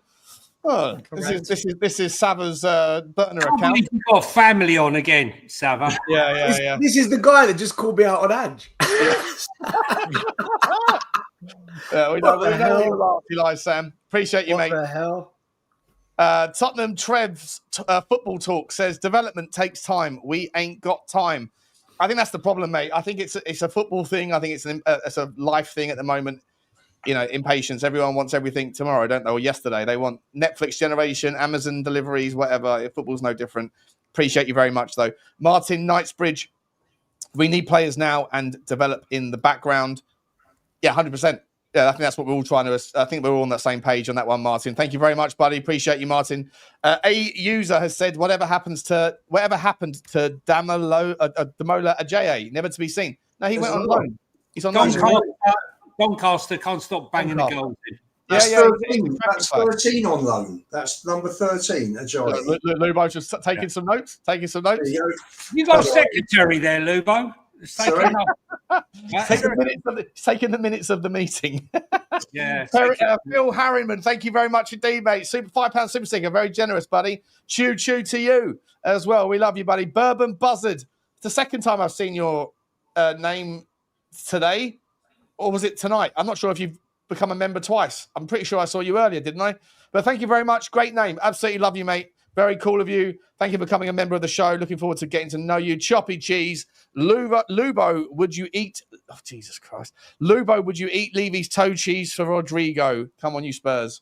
No. Yeah, he would. Chop Cheese, you are very strange. You are very generous, but you're a very strange, generous man. Generous, sick individual.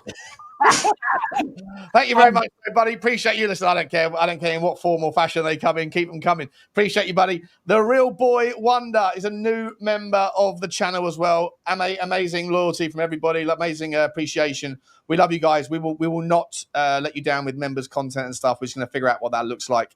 We appreciate all of you guys. I don't know what the like game is like, but we must be nearly 900 here. Can I throw in, Sean? Guys, you're here for the first time. There's 1,800 of you. And what I do know is that a lot of you haven't hit the subscribe button. So hit the subscribe button, because your like game is strong. Your subscribe game is pathetic. What we're 24. We've just gone past. I think we're on 24,809 subscribers. We should be at 25,000, Shawnee. Right? Hit the subscribe button. It must be 2,000 of you. 200 of you that haven't subscribed that are watching. Rub the sub, and get us to 25k, because apparently that's the number that we started on. Yeah, we've gone backwards according to a hairy individual down under. But look, thanks for that. Thanks for that, Sean. Sorry, Stel. Didn't see you back there, mate. Let's get back to how we were. I'm a bit OCD. I'm over here. There's Johnny. There's Lubo. Mate, over to you, buddy. Listen, the last segment of the show is the last segment of the show. Daniel Levy on the overlap. Right, he has... he finally done it. He's gone on an interview. His old mate Simon Jordan got sidelined, got taken across to one side, and Gary Neville steps up. Isn't Manchester United? It wasn't. It was at Tottenham Hotspur. Listen, I'm not going to give any takes. I'm sure hopefully I'll get a chance to have a little say before the end of the show. But Lubo, don't irritate me too much early doors. Be as balanced as you can. What did you make of the Daniel Levy interview with Gary Neville, my man? Well, what I agree with him on was a lot of the non-footballing side about talking about the bill. I mean, it was interesting too that I've been saying, you know, we've had arguments. I told you it was 400 million to start. It finished at 1.2 billion. I believe that the debt is hanging over Spurs as well. I think it's stopping Spurs spend money. I agree with him, which was, I thought, a bit hypocritical for him to talk about multi-club. But I'll leave all the stuff with regulators and all of that, parachutes, etc., etc. It's all very interesting. And I'm sure it's very interesting for Gary Neville as a director at Salford FC. I just want to talk about, I know because there's 5 of us that want to put their take on it.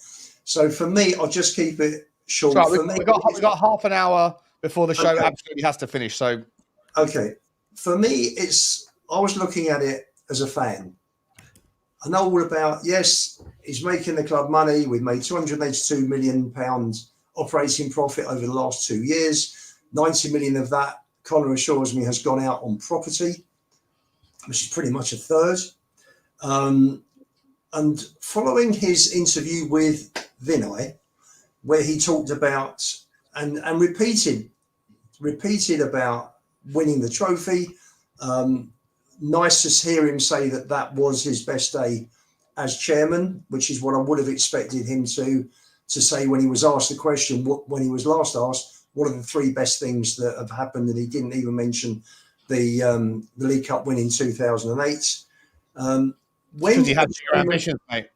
When a chairman actually comes out and starts talking about ambition and starts talking about, you know, we want to be competitive, nothing has changed regarding ambition. In it to win. 16, 17 semi-finals so close. I can't answer why. Quote. Doesn't interfere in players, but comes on with negotiating. Does his best for the football club? No. There is so much. I've just rattled off 4 quotes here. He was right about all of them. As a football fan, it's just bullshit. How's it bullshit? He hasn't been in it to win it because he could have stretched himself further. I'm not saying go to Aston Villa and 96%, but if you look at wages to revenue, and I listened to you this morning, Sean, and you quite rightly were talking about, you know, we've got money coming in, etc., etc. The revenue is going to go up. Wages to revenue is going to drop even more unless Son is replaced, and those wages go on new players. He doesn't interfere in players, but the problem is negotiating, because with him, every negotiation is a war that he's got to win. This has impacted on players being sold, which means that money doesn't come in. There were so many things, and obviously Gary Neville can't put him up because the questions would have gone to Spurs to be looked at and checked before agreement was made for the interview, and then Neville would have been told. Well, you're assuming that. You're assuming that. I'm assuming that. No, you are assuming that. You're assuming that. I'll tell you what it's based on. Just treat the interview on the face of it, on its face value. It's based on me applying for the Spurs fan forum, which I'm never going to get, bearing in mind the comments I make about him. But when it's a conspiracy. It's a conspiracy. They know me. They never let me on. No, Come listen, on, Luba. Treat the interview based on what you saw, not what you think happened behind the scenes. Come on. Okay. I think me and Savile get on the fan forum. In it to win it. The business model does not tie in with an in it to win it mentality. Fenway are in it to win it. Kroenkes are in it to win it. Within the sustainability model, mate. Within the context of a sustainability model. Well, listen. If you ask any fan, would they want to sing 17th? I don't know how we won it in Bilbao, or would they be singing King of Sustainability? You'll never sing that. Mate, that's the fan. The same fans who change their mind as the wind blows. But he's not. He is a fan. He's a fan. Let me ask you some specific questions. Okay. Did you think he was you always say he doesn't care. Today he said he does care. Today he said things like you talked about the floor before, saying it was a mass, like they ripped up the floor and all this stuff in the past. We've had these debates. It was something I didn't know today. I learned something today that they smashed up the last stadium to concrete it into the floor here. Is that something that an owner who doesn't give a shit about the legacy of the football club would do? Cheap materials. Maybe that's actually exactly what it is. It's a double play, that one. It's a double play. I did know. Fair point. But the aggregate, hang on a second, he did save money, but it kills two birds with one stone. There was a special machine that they had on site that took all the stuff, ground it up, and churned it out the other side. So it did save money, but also the heart and soul of White Hart Lane, in essence, is still in this ground. 100%. 100%. Right. Well, I'm just like he said to me, or he said to us, he does care, but he has to work within the sustainable model. And I think that I personally think that he came across quite empathetic. I think he very much disagrees with the idea of Tottenham fans that he doesn't give a shit, that he doesn't put his money, that doesn't put the club, like put everything that they can into it. And I don't know, like Lubo, you've given you the first crack at this, but you're going into areas that don't even relate to the actual interview. I mean, things like nothing to do with the money when they won the Europa League, all about winning the trophy. I didn't think about the European, the money coming in from the Champions League for several days after. Come on, we're not idiots. Seriously? He talks to the fans like... He said that the club deprioritised the league, which ended up costing us more than we could have made by winning the Europa League.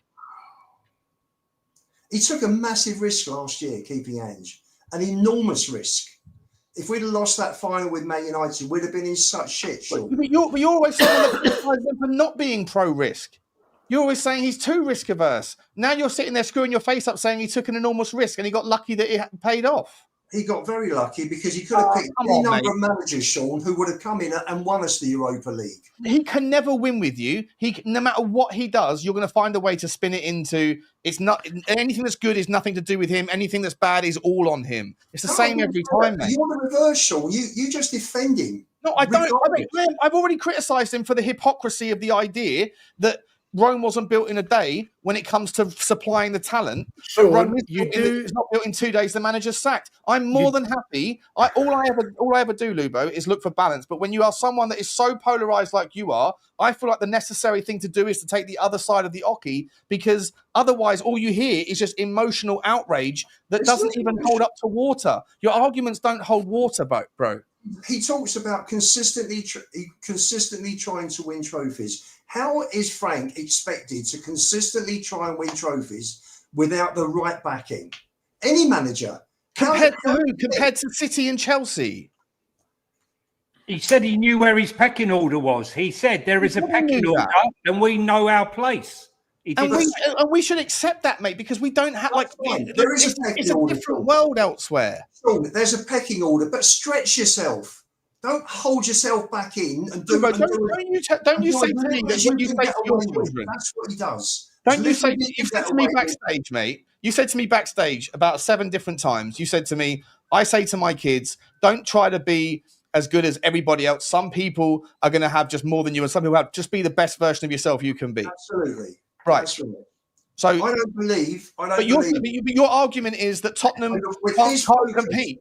How can we compete with Daniel Levy as manager, owner, when you have the likes of Chelsea that just do things on a different planet, a whole different world of rules, and Manchester City that got in front of both of those teams that have won 75% of all trophies in the last 15 years? Those two teams operate under a different set of rules. They operate under a different set. It's a whole different ecosystem, whole different set of relationship with money. And so can't we live by your method of be the best version of ourselves rather than holding us to the standards set by teams that break the rules like they don't exist?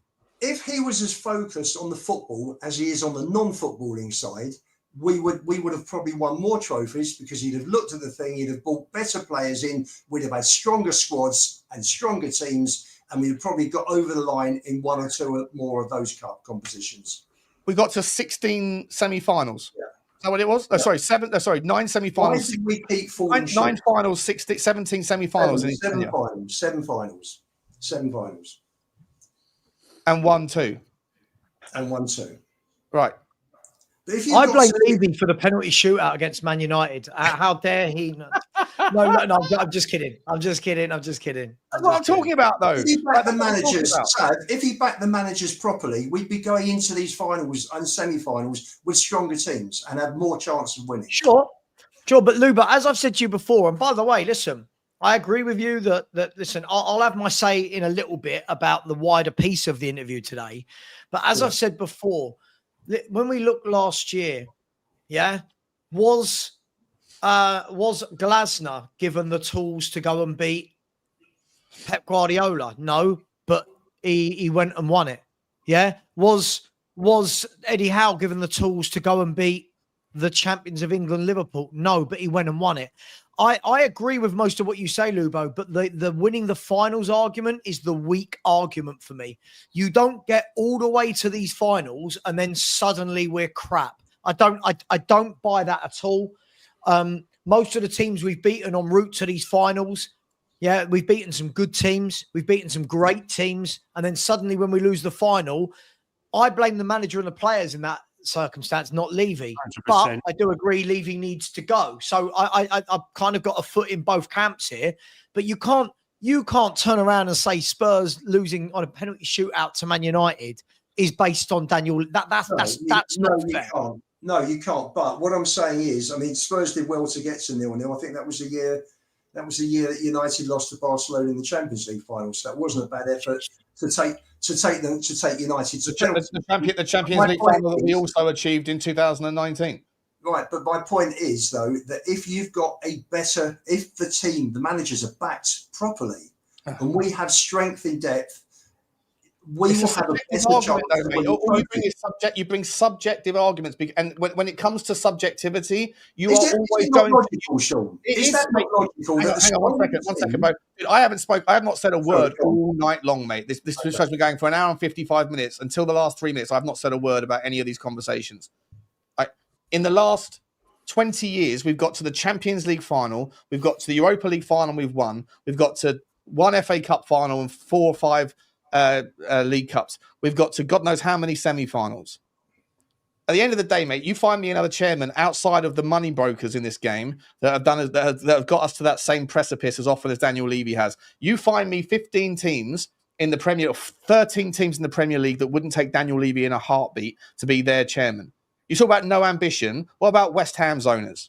What about Aston Villa? Like, Aston Villa haven't done shit. They've overspent. Now they're paying the piper. They haven't done anything. They've done nothing. Chelsea, money bags, £2.5 billion spent, and until last week or till last month, when they took part in a basically a post-season friendly tournament until it got to the quarterfinals, all they've won is the Conference League. To sit there and to give all these subjective arguments, give all these subjective arguments around like your 7-point manifesto: buy cheap, sell at the top, try hard, do your best. All these things that are just opinions. That when you are already so clearly entrenched in your opinion as you are, where you are always looking for any reason to slap him with the stick, and when things are good, suddenly it's Vinay that's in charge. When things are bad, suddenly Levy's back in charge again. What is the point of subjectivity when your subjectivity is already confirmed before you say your opinion in the first place? It doesn't matter what it is. If it's an opinion, your opinion is he's shit. No, my opinion is that he doesn't give 100% commitment to the football club. And has never given that commitment. That's my big problem with Levy. Forget the rest. That's the biggest problem, because there are fans. It's subjective, though, mate. It's what the whole point. You missed the whole point. Your opinion on 100% is something that's different to other people. Okay. We talked about the academy before. Is that what I'm playing? Is that not subjective? Is everything we talk about not subjective? No, the facts are the facts. 9 players are currently being loaned out. The facts are about the youth team is that everyone's been told this youth team's apparently amazing, yet none of them break through. Those are facts. What Stel was saying about the youth team are factual. He might throw in his opinion there, Lubo, but you come with this 7-point manifesto. All of it is just your opinion. You say he doesn't care about the football. He says he does. You call bullshit. Like, what are we doing here? Because you've already made up your mind that he doesn't care. He cares up to a point. As long as he cares to a point, he takes Spurs up to a certain point where the fans come in, the money comes in, and then he stops. Him and Lewis stop. They've never gone that extra fight, that extra mile. And that's what I'm pissed off about big time. Because I feel as a fan, all the fans who turn up week after week and supporters around the world, around the country who don't have tickets, who are 100% committed to this club, let's have something back from ENIC. That's what I'm after. Something back. The fans give 100%. I don't see that we get that back from Levy. Can I just offer a little thing here? I think listen, as much as I disagree with Lubo on the finals point, I do agree on the point that we just never quite go there. Like right now, you're seeing like what the breaking news, like that Newcastle are bidding £80 million for footballers. You know, and it's just kind of like, could we not, in this window where we've got Champions League football, could we not push the boat out a little bit? Could we not? I'm not saying we won't, by the way. We've got 4 weeks. We might well do. But when you look at the club right now, you look at the lack of goals, you look at the lack of creativity, you look at Sonny going, Maddison injured, Kulu injured. I think this is the moments where Lubo, tell me if I'm wrong, I think this is the moments where Lubo is referring to of, right, now's your time to shine, Levy. Now's your time to say, right, Tottenham, we're going to act like a big club. Boom, boom, boom. Whether it's Eze, Sesko, whoever. Now's the time where I think he could shut everyone up. And these two agree to me that these are the two biggest haters of him. The other day on your channel, Polinia, it took blood from a stone getting him to give credit for Polinia. Blood from a stone. No, I understand that. But what I do think is, if he did that, and I think everyone on this panel agrees, right? If in the next 2 weeks, Spurs went out and went, Eze, Grealish, I don't know, Vlahovic, I'm just using him as an example, right? A top striker, plus we got Paulinho, plus Kudus, I think everyone can turn around then and go, right, we don't need to talk about Daniel Levy for a year, because Daniel Levy has now given the manager 4 or 5 solid footballers where we can turn and go, right, Thomas, it's over to you. You've been given some good players now. Let's see what you can do. But that's where I think, Sean, a lot of the frustration is in windows like this one, where so far all we've done from a monetary perspective in buying first-team players is buy Kudus. That's all we've done. But I thought money, like, if money is the argument, then we shouldn't be critical of buying Solanke, Richarlison, and Ndombele, right? But the fact is that it's not about spending the money, or at least it used to be about spending the money with Levy out people. It used to be we don't spend the money. Then we spent the money. That argument was the stadium was supposed to be a game changer. As soon as it was pointed out that the stadium was a game changer in the revenue generation, that argument stopped. It used to be Tottenham Hotspur used to be a football club. Now it's a multi-purpose arena. As soon as it was explained to those people that had the blinkers on, and this is where I agree with you. This is where I agree with you. This is the problem. Good. And then now the lowest hanging fruit to bash Levy with is the wage to turnover ratio. But as I said before, the reality is that if you just look up to the 5 people above and say those teams are more successful and they have a higher wage to turnover ratio than Tottenham do, ergo that's the big difference, that's the stick. Well, okay, let's extrapolate that out. Isn't it also true that positions 7 to 18 also have a higher wage to turnover ratio than Tottenham? And do they win anything? Do they fuck? So it's a cherry picking scenario until the story moves. But right now, okay, we spent just 55 million quid on Kudus. If we signed Kudus for free and Polinia for free, would everyone be mad, or would they be saying it's good business because it was a free transfer? I don't know, because I think this is the thing. 5 minutes. But Sean, this is the thing. I do kind of get what you're saying. If I try and sit on the fence on this one, I do kind of get what you're saying. But for me, I think what we're looking at here is saying, okay, listen, Paulinho for me that's an amazing deal. I'm not going to knock anyone for getting Paulinho on loan for a year. That's brilliant. But I think what we're saying is the fact that you've got that deal, that must mean there are funds to kick on. That must mean 100%. That if there was Zabanyi money, if there was Morgan Gibbs-White money, and I think that's the difference. Where I do agree with you massively, though, is I do feel like, for example, I do think like Lubo is very reluctant to give any credit. And I think that's where it stops becoming, I don't like the owners at all costs, versus actually I can acknowledge this was good, I'd like to see more of this, versus they're the devil no matter what happens. I don't know if that's fair, but you didn't give any credit for Kudus, any credit for Paulinho. It all went to other people. He gave credit to Kudus when he thought it was Vinay that was in charge. He gave credit for Morgan Gibbs-White when he thought Vinay was in charge. As soon as Morgan Gibbs-White fell over, it's back to Daniel Levy again. Can I just say something? Can I just say something now, because I've sat and waited? Right, what I would say is that if you're going to spend the money and all it is about the money, I think we can look at clubs like Manchester United who have gone out and spent money on Casemiro, Højlund, 77 million. Look at the money. Jadon Sancho, 75 million. Just add them all up. Look at all those players that are now sitting there, Anthony, all right, that they can't even get rid of, that they're stuck with. You know, even Liverpool, you know, spending all that money on Darwin Núñez. Just spending money isn't the answer. The answer is spending the money wisely on the right players. It's not just about spending money. If this window comes to vision that we got 3 fantastic players on loan, and then we went and bought 2 fantastic players for big money, then that's a good window. It depends what we bring in. But I look at so many clubs that suddenly go, right, we're going to spend. I mean, Aston Villa, they went and spent a whole load of money. They didn't make the Champions League. Now they've got to sell the players. They're who should we sell? Who do we get rid of to try and balance the books? That's not how we want to be. We don't want to be that club. We've been that club before, sat there with a whole pile of deadwood. What we do have currently at this club, and we're going to talk about positives, is we actually have a club of players that, should we wish to sell a Kulu, a Bentancur, a Papa Sarr, or a Destiny, or whoever, that we're getting serious money for them, you know, Bergvall, you know, or Gray, or whoever. Right, we got players, we got assets that are worth money for the first time in God knows how long. Normally, Spurs haven't got 2 bob, bar a couple of star players, you know, that we have to sell, like Modric, Bale, and Kane.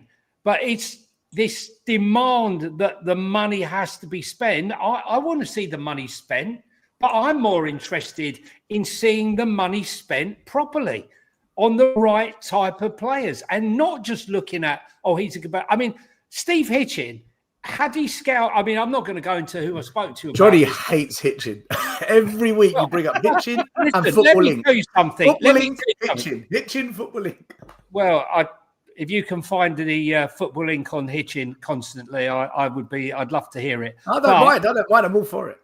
But what I was going to say was, if you do your background check, and on Dombele, for example, if you'd asked around and done your background check, you could tell first and foremost that this guy didn't have a clue. This guy, his attitude wasn't great. He had a history of it, yet we didn't do any background check. When you look at Brighton and their recruitment, they look at the player, does he speak English, the family background, they look at all the metrics, put them all together, not just the football aspect. So I'm all for spending the money, but I'm all for spending the money on the right players that are going to have longevity and bring something to the club. Going to spend 80, there's no guarantee right now that if they go and spend £80 million on Sesko, that he's going to be a success. He could be the next Peter Crouch, for all we know. He could be. There'd be nothing wrong with having a Peter Crouch, but Peter Crouch ain't worth 80 million. We don't know. We know what we do know is Brian Mbeumo's a good player. We know that Cunha's a good player. So they've gone and invested those players, knowing full well what they're getting for their money. We just got to be careful. Just be careful what you wish for. Johnny, do you not think? Can I speak on this when you lot are done? No, finish. Finish Johnny, you've got Liverpool that are spending. I know they only spent 10 million on Kaiser last year. So they got plenty of money this year with Champions League money, prize money, etc. So Liverpool got plenty of money. But they will go out and buy. They will go out and spend 400 million this summer on 6 cracking players. But they've won the chat. Hang on a second. Right, hang on, no. You haven't let me finish yet. Ange, for the first time, instead of not giving a manager money, Levy then brought in Munn, big mistake, who brought in Ange, big mistake, who then went and bought 18 players for 380 million. Yeah, I know. And does that not sum up everything that's wrong? But that's what I said. That's exactly on the cheap. Wages are on the cheap. Everything, it's just not geared to success. But success like what we got in May, you mean? Success like we got in May, yeah? Success like we got in May. Consistent success, Sean. Let's talk about consistent success. But you can't. This is a perfect example, mate. A perfect example, right? You've just won a trophy. You just won a trophy, and rather than saying "well done," it's been overdue, but you did it at the second highest table in European tournaments. It's one of the biggest trophies you can win. Rather than saying that, the goalpost moved from "where's our trophy" to now we've got a trophy. It's "where's our consistent trophies." Like, it's just a moving of the goalposts every time. So whatever is the next. Are you happy? One trophy every 17 years? You can't win another trophy until we get another chance to win another trophy, mate. It's ridiculous. He's just won a trophy, and rather than saying "well done," you're showing your bias by saying now, like, I can't use the "where's our trophy" thing. So now I've got to say "where's our consistent success." It's just it does. If Daniel Levy came out tomorrow, if Daniel Levy signed. If he signed, I don't know, Lucas Paquetá tomorrow, and he signed Rodrigo, you turn around and say, "Where's Anthony Robinson?" Turn around and say, "Very well done." No, you didn't. It took me like 20 minutes the other night on Sabbath Show to get you to give a thumbs up to Levy. It was like getting blood from a stone. It's difficult for you to say anything positive about Daniel Levy, and that's why it's frustrating to say that's positive. Listen, he has built the club into the best turnkey sale in the Premier League. Give him credit for that. But this is what I mean, mate. He'll walk away with this. But Sean, I've given him credit for that, but he will walk away. He'll walk away with his money. Lewis will take his money, and the fans have had very little under ENIC. So what chairman would you want? You want the Abu Dhabi guys, yeah? You want the Abu Dhabi guys? I just want people that will come in and who? be committed to the football. Don't give me this ambiguous answers again. Who? Sean, Charrington he's got his network of billionaires. I don't have that. I don't have the black book to tell you. Not a name, a type of, and don't give me ambiguous things. I want someone who cares about the football club. I want someone with ambition. Give me a specific type of profile that you want to come in. I'll tell you what I would like to see. I would like to see, you've got people like Fenway and Kroenkes who have got experience in sport in America. They have come in. Bowley, they have experience in sport. Let someone like them come in and run the club. Someone like Sir Jim Ratcliffe got experience in sport. Sorry, who? Sir Jim Ratcliffe, he had experience in sport. Would you like him to come in? What experience has Ratcliffe? He's been a disaster. He owns a club in France. There's always going to be the exception. Mate. It's not the exception. It's not the exception. Would you want David Sullivan to come in? What are we doing here? Listen, let me see. The United fans. Do you want Mike Pace and ALK Capital to come in? Is that what you like? Like, they've got experience in sport. What is it that you want, mate? Specific. Listen, anybody that comes in, Sean, anyone with 3 or 4 billion is no mug. Anyone that comes in with that money knows what they're doing, that they're no fools. And they will come in, and I just want people who are committed to the football club and want to do their very best to make them successful. But Daniel Levy's not committed to the football club. I'll tell you something, Sean. If Levy gives 100% and he doesn't win anything, I'm fully behind him because he's giving 100%. And you'll never give him credit for 100%, mate. That's the problem. You will never give him 100% credit. I've come out here and I've said that. And I've said that my biggest problem with him is he's never been totally committed to the football side. He goes to a certain level. It's a subjective approach, and then he stops. Him, Lewis, call it ENIC. Let's call it ENIC. They go to a certain point and then they stop. They're risk averse, Sean. Even you've got to admit that. And you just criticise them for taking a giant risk last season by keeping Ange. That was out of character. That was massively out of character. Is it a criticism or is it a praise? Because you were criticising him for it 5 minutes ago, mate. I actually said on the day after the Europa League, thank God he's lucky. Well done for being lucky. Thank you very much for proving my point. Whenever something good happens, it's nothing to do with his skill set. It's down to luck or somebody else. It's ridiculous. Sorry, Stel. No, it's not. No, it's not. Okay, if you're happy with about 25 years with everything that's gone on, Sean, I'm not going to change your mind. You're very fixed. There's no critical thinking with you. There isn't. There's no critical thinking. No, there isn't. There isn't. But before you two tear each other apart a bit more, right? As one of the leaders of Levy Out on YouTube, big up Brian Daigle, right? As one of the leaders of the Levy Out movement online, I think there's 3 types of owners, okay? You got an owner that just says, I want to win, throws everything at it. Normally it's the ones with mega money that have got plenty to burn and will find every rule to navigate around and make it happen. Even when the world says, no, you can't, they'll find a way. And we either end up in court or the rules, they found a loophole. Then you get an owner that just rinses the club for what it is, Mike Ashley, Everton owners. Then you get an owner that tries to find that balance, which is what we're seeing at Arsenal. I think Levy thinks he's that owner, but he's not. And the reason he's not is because he never lets a project properly pan out.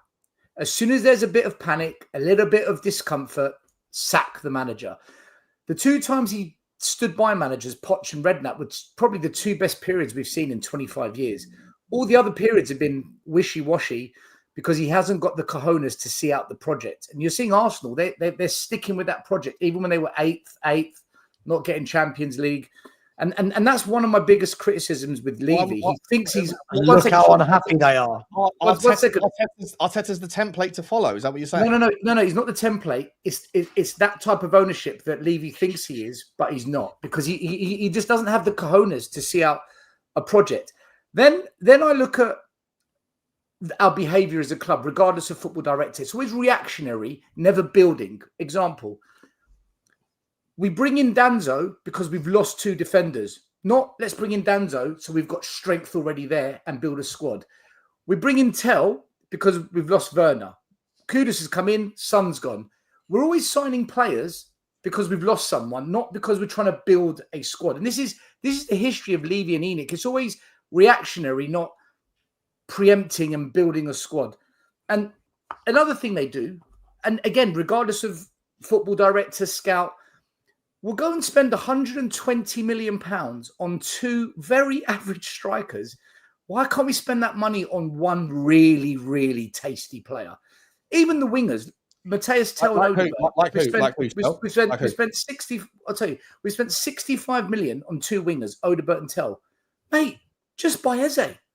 Just buy Eze. And this is the history of what we do as a club. We never build a squad, but we spend silly money on reactionary. The only reason we bought Solanke is because Kane left. Not because we built a squad. I got a challenge on a couple of things here. We did build a squad under Pochettino. Feels like a long time ago now. But we went about a similar sort of model as what we're currently trying to recreate. Sean, we had a squad under Poch. We had a good starting 11. The rest were crap.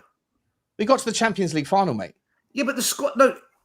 Yeah, we did because Poch performed miracles. Credit to him, but that squad was not good. It's like cherry picking. The first 11 was very good, Sean. The first 11 was very, very good because we signed good players and we developed good players. But that's the only time him and Redknapp where you can say, do you know what?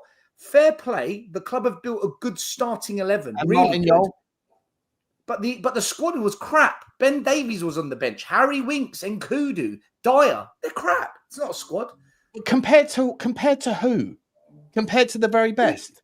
No, we were a 36,000 seater stadium at the time, mate. Compared to clubs where the owner tries to find a balance between. So what again? Okay, mate, I hear you. Listen, I hear you. I'm not going to argue about the semantics about whether our squad was good or bad, whatever. It's an opinion piece, whatever. But once again, I've always. Yeah. I'm glad. I hope this is the first of many Levy debates with you, Stel, because it's been 3 years, right? name me, not that, don't give me the name of a person, right? I know that's difficult because no one's got a little black book of suitable billionaires. I hear you. Just give me the profile, because every time I have this debate on my channel, people in the comments that feel the same as you guys do tell me essentially, don't ask me to name a player. I'm not knowledgeable of the billionaires, but they want what they don't have, and what they don't have is success. And what success has looked like for the last 15 years comes from two very direct people, direct type of ownerships. People that have a different relationship with money and that either got involved in football before the rules, and now the door is closed after the horse has bolted. That's it. Manchester United pick up a trophy here or there because they can still pick up the phone, and players would rather go to them than Newcastle United. They'd rather go to them than come to Tottenham Hotspur. Liverpool can pick up the phone to anybody, in world football, apart from Real Madrid players, and get the player that they want. Okay, and Arsenal are ahead of the curve in that regard as well. I can answer this. We cannot compete with Barcelona, Bayern Munich, Man United, Real Madrid. It's not going to happen. We're not that club, and I doubt we'll ever be that club. So knowing that, you've got to find an alternative method. And that method is develop an elite level scouting team, a network of scouts across the globe, develop an elite level academy, top coaches, ex-players that are quality, and bring in a manager to bring it together and back it. I agree with you on that. Is Daniel Levy the expert in doing that? Is any owner the expert in doing that? He's had 25 years to identify, hire, and support the people to come in and do that. And all we ever see, and I go back to what I said last week, reshuffle after reshuffle after reshuffle after reshuffle. He's had 25 years to build an elite level team of football experts, and he still hasn't done it. And we've still got Lange at the club. Hang on, in the first 20 years of that. In the first 20 years of that 25 years you're talking about, we were operating in a stadium the same size as Brighton. Brighton have got that model that you're talking about. What have they won? Sean, Brighton's owners haven't been there for 25. I'm answering you. Brighton's owners haven't been there for 25 years. You talk about 25 years. In the first 20 of those years, we were operating in a stadium smaller than Brighton. Okay, right? Answer it. Brighton have the model that you are talking about. What have Brighton won? Okay. Back then, that period of time, Harry Redknapp said, sign me Tevez and sign me... That's not the answer. No, I'm answering. He said to the owner, get me those players, I'll win you the league. We signed Ryan Nelson and Louis Saha. Not the answer. That's you're going off on a different tangent. No, I'm giving an example of where we fail, Sean. You know the answer to the question doesn't suit the narrative. Okay, Sean, answer the question again. Answer the question again. Okay, answer the question again. Answer the question again. Answer it again. Answer your question again. I'll answer it. The people that say Daniel Levy's had 25 years. Yeah. In 20 of those 25 years, we had a stadium the size of Brighton. You are saying the solution comes from a model that has a superior scouting network, similar to what Brighton and teams like Brentford have got. Back when we were in White Hart Lane, we still had to compete with Manchester United at Old Trafford that had 72,000. So we were in the same position then as Brighton is now. Brighton have that model that you're talking about. What have they won? Okay, when we were in that stadium, same size as Brighton, we won FA Cups and Carabao Cups in that stadium. Right. And what did Brighton win? Nothing. Brighton have won nothing. Right. I don't care about Brighton. Exactly. Brighton have won nothing. Now that we're in the new stadium and suddenly we're able to spend £150 million a year, right? Have things changed with our ability to spend money? We spend a hell of a lot of money, yeah. Right. Okay, cool. So on the basis of the talent ID, is Daniel Levy responsible for the talent ID? Because that interview today, take it on your word. I know that Lubo will sit there and say he's lying because he doesn't suit the narrative. But Daniel Levy said, I don't get involved in the talent ID. He hires the people. Exactly. He hires the people. He's hired the people for 25 years. He's hired the people that have got us to Europa League and that have won it. He's hired the people that have got us to a Champions League and won it. And lost it. We didn't win the Champions League, yeah. I know, just correct myself. How many other chairmen in the Premier League have got to the Champions League final and the Europa League final in 6 years? Why 6? He's been here for 25 years. Why are you now? We've just established that the previous 20 years. No, because back then when we were in a small stadium, we were a big club. We were competing with Arsenal's and the other teams around us back then. We weren't. So why can't Brighton now then? Because the game has completely changed. The finances have changed. Right. And who's responsible for the finances? Sean, hold on, Sean. You've just strawmanned the argument. I see what you've done there. I've strong-manned your argument for you, mate. Yes, you have, because I raised the issue of. Thank you, I have, yeah. Let me explain why then. Because I've made the issue that the problem with ENIC and Levy, and by the way, Levy out, ENIC out. The reason I've got an issue with them is that they never see a project out long enough. They always sign out of reaction, never to build. And the transfers that we make have consistently been wishy-washy for as long as I can know. Now, if this was over a 5-10 year period, you'll say, right, do you know what? It's 5-10 years. They've had 25 years to figure this out. They've had 25 years to put the systems and processes in place. As the custodians of the club, it's their duty to put the systems and processes in place. When it comes to sales, marketing, finance, hold on, Sean. When it comes to sales, marketing, infrastructure, they're tick, tick, tick. Yeah, their systems and processes are elite. But when it comes to the football system, when you're talking about systems and processes in place to do what? To achieve what? To win more.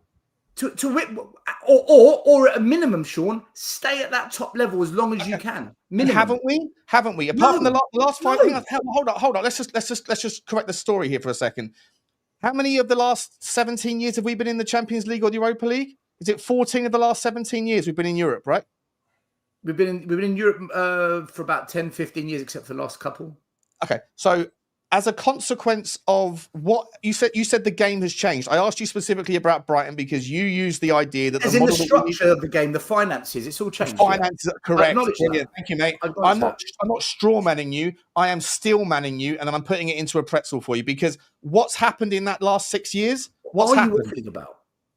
What are you talking? You said I've straw manned your argument. I have still manned your argument. Because you're bringing up Brighton. You to clarify. You're comparing us to them. I'm comparing us to the. No owner has been in charge of a Premier League club longer than Levy and ENIC. No one's been given a bigger crack at the whip than this ownership of any club in the history of the league. Perfect. And yet you want to compare us to a club that's not even in the top 6. You're talking about Brighton. The only reason I brought Brighton up, Still, the only and who's responsible for that, by the way? We were a Big 6 club before Levy and ENIC. Who's responsible for that now? Everyone that's ever owned the club. Everyone. All of them. Alan Sugar, when we were finishing 15th and 16th. He won 2 trophies. FA Cups. Big 6 is a league gesture. What are we talking about here? What are we doing? We were in the Big 6 because we'd won. We were the 4th, then the 5th highest trophy winning team in England. That's why we were in that Big 6. No, it used to be. Let's just correct the record here. It used to be the Big 4. Everton were a part of it. Tottenham got into it under Daniel Levy's era. I think that was never achieved. All the way back. That's not true. We were big before then. About? Spurs were big before Levy. Under Daniel, I think a second. Salute by 1 second, mate. Under Daniel, wait, mate. I'm trying, dude. Mate. Under Daniel Levy, we have had our 2nd and our 3rd highest league finishes ever. That never happened under Scholar. That never happened under Sugar. Venables finished 3rd. Huh? Terry Venables finished 3rd. Our 2nd and 3rd highest finishes ever have happened under Daniel Levy. It's under David Pleat, wasn't it? So are we talking about Premier League or ever history? Ever. Our first we were runners up in 85 to Everton in the league. 61. We won it in 61, and then in 2017 and 2000 and whatever it was. We were runners up to Everton in 85. We didn't. We came 3rd. 3rd in 85 still. Third. And we came 3rd in the 2017. Yeah. We came second after that. So 62. But the point is, we've competed for league titles before. That's the point, right? In 1960. I mean, 85 we did it. We weren't in a title race then. Yes, we were. It was 40 years ago. David Pleat, mate. David Pleat must be nearly about 95 now. Come on. Listen, the reason I brought up Brighton, mate, is because I asked you what the model is that you want. I've asked you all for an ownership. Give me a profile. You said to me the model you want is Brighton. I said you want a Brighton one. You said nothing.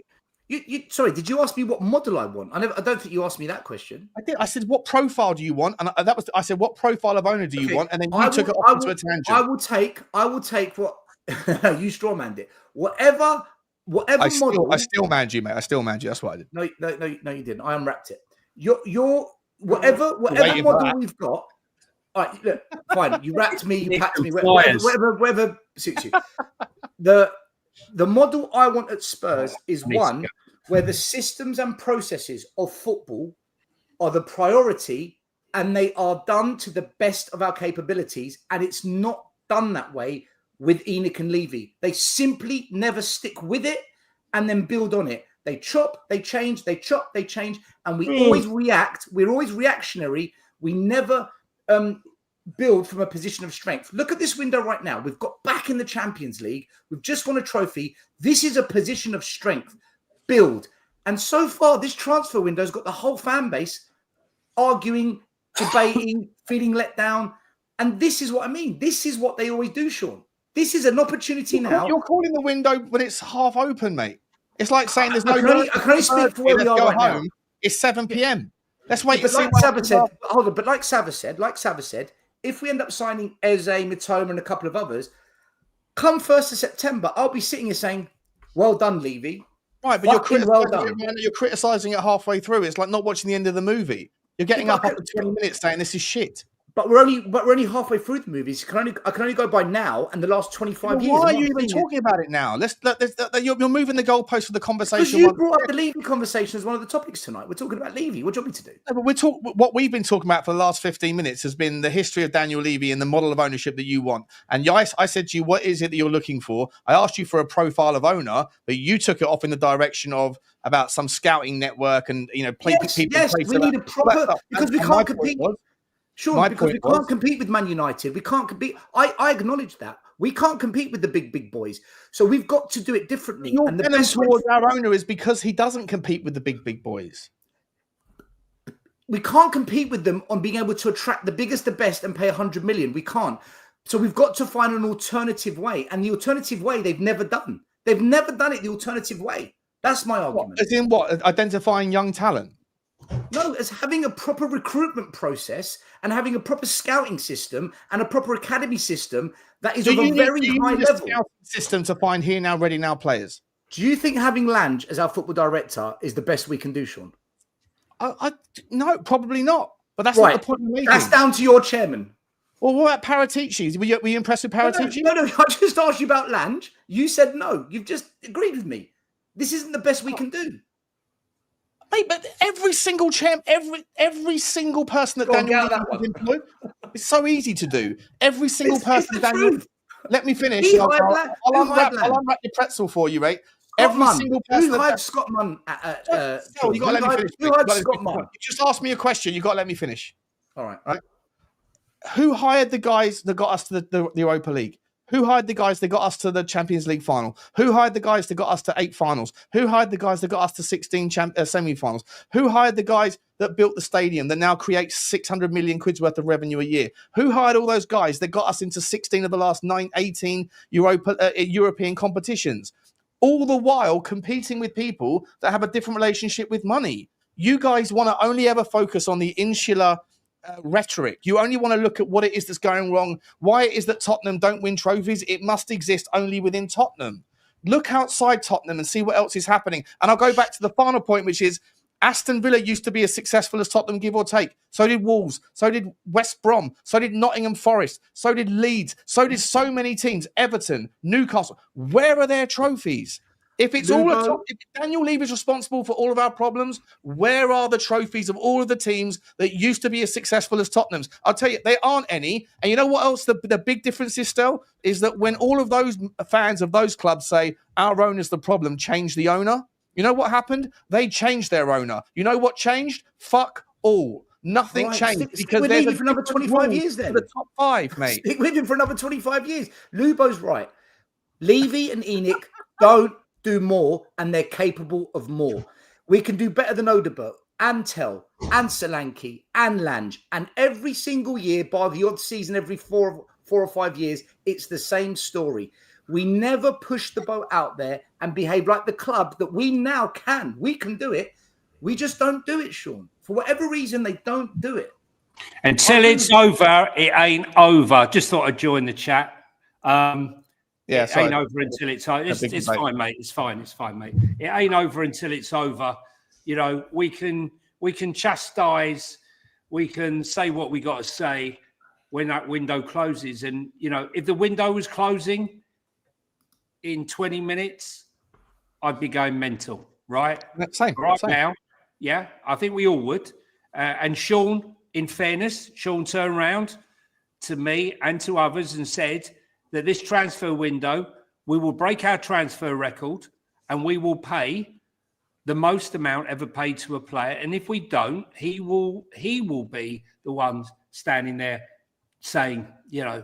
What I said was, sorry, there go on. there will be either a new club's highest earner or a new transfer record. And the second that Sonny leaves the club, for what it's worth, on a technicality, I'm right.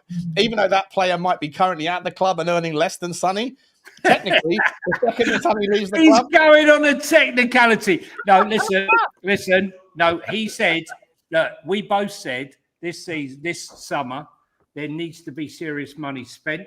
And there can be no excuses come this summer that the money hasn't been invested. We haven't delved into the money that we saved from Lloris, what we saved from Kane, and now what we saved from Son. We had a 42% spend per income, which was extremely low. Now we've got rid of Son. Now that we're in the Champions League, now that we've got 32 non-football events, plus the bonuses that are coming in from being in the Champions League, the bonuses for winning the Europa League, that 42% is probably dropped down to about 34%. So there is no excuse for not bringing in a player and trying to entice him with wages. Now, we don't know it's not a Rodrigo. We don't know that, you know, he's not going to go out and bash, you know, £80 million on a player and offer him 250 grand a week. We don't know that. But historically, we could say that is not going to happen under Daniel Levy because he's never done it previously, or he has. He spent it on Dom Sawanki. But look, I think the thing is, we can cogitate and digest this and argue it till we're blue in the face. But until that window closes, we really don't know. We're surmising, and that's what we're here to do on the Spurs 5. Talk, digest, argue, because we can't fill in the gap because there's nothing coming from the ownership. You know, if Daniel had come on that overlap and said, for example, our aim is to find top players, our aim is to, you know, or someone came out, Thomas Frank, we are going to replace James Maddison. We need to sign the top 10. We're in the market. Like Mikel Arteta said in March, we're going to spend big in that summer transfer window. And when I say big, really big. And he kept the promise and he spent big. Unfortunately, he didn't realise that Liverpool were going to be sneaking up on the rails and spend even more money than them. But we don't get that from from the managers or from the board. Therefore, we have to fill in the blanks, which is what we're doing here, arguing the toss about historical stuff and what's happened in the past. I believe that there's money coming in. Shoot me down if not. I've said it since March. I still believe it. I believe the money will be coming in to build the hotel, to build White Webs. How much of that money will be there to put towards players? I can't say. But there is a distinct possibility that Spurs could bring in hundreds of millions of pounds on naming rights without giving away 1% of the business themselves of the actual club, just giving the naming right for 20 years. So let's see.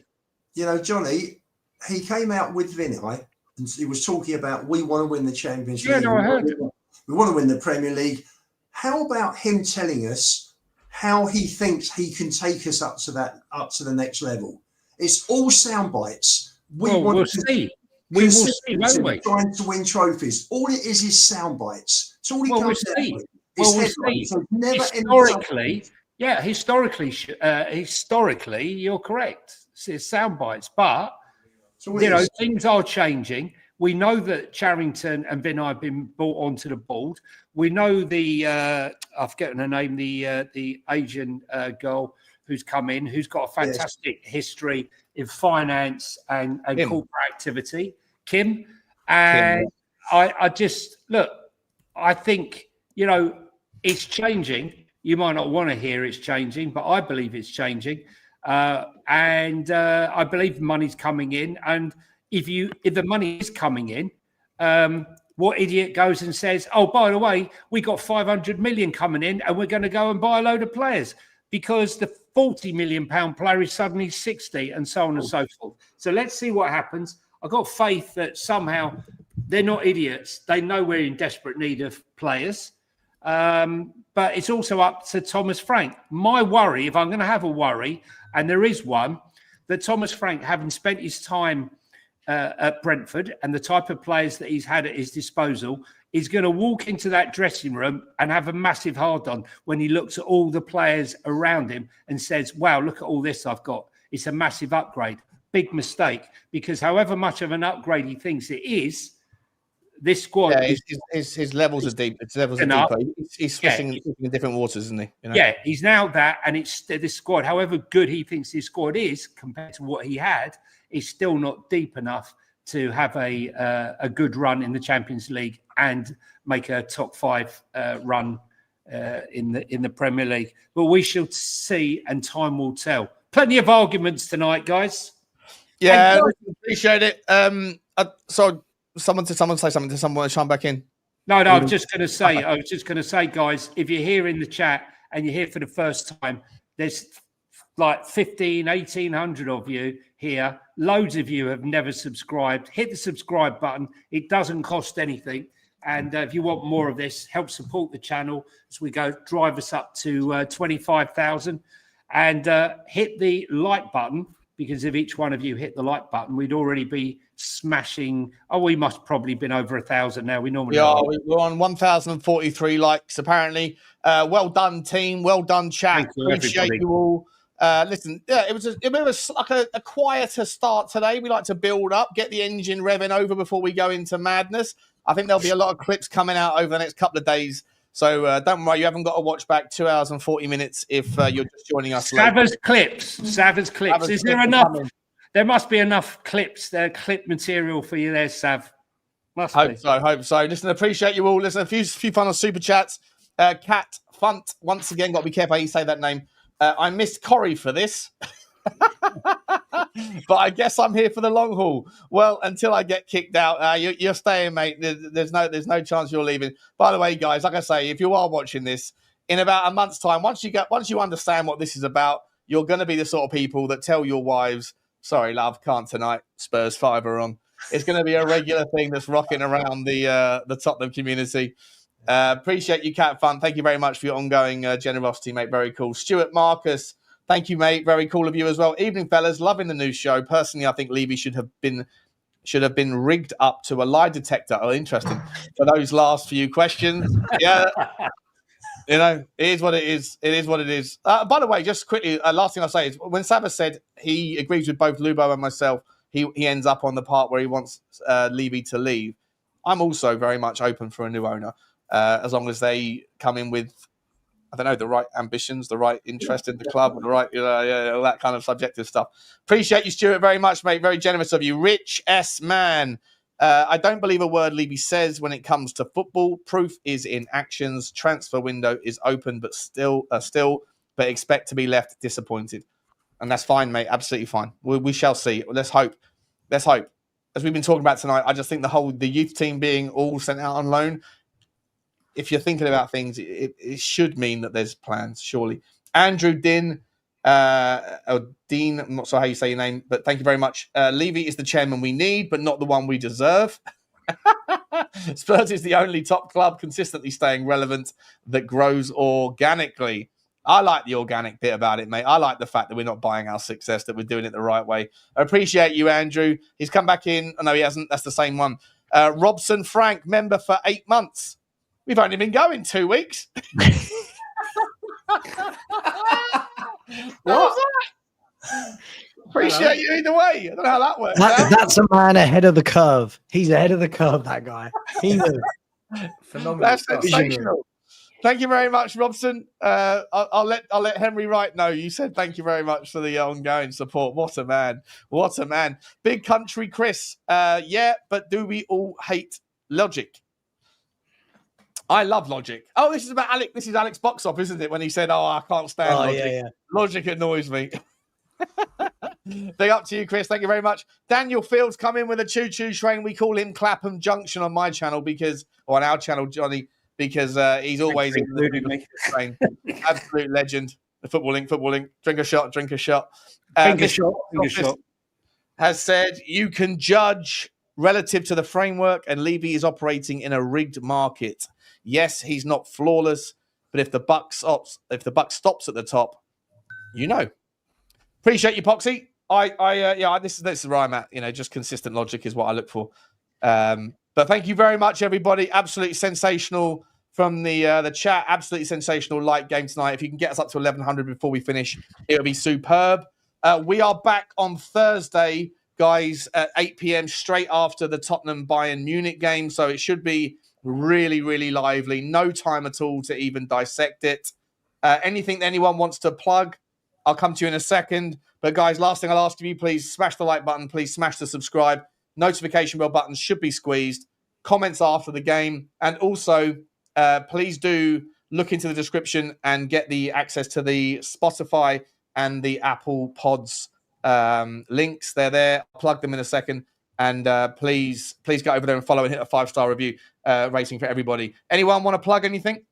No, just comments have been great again tonight. Just flicking through the comments through the show, been excellent. Love the participation with everyone watching. Keep it going. Yeah.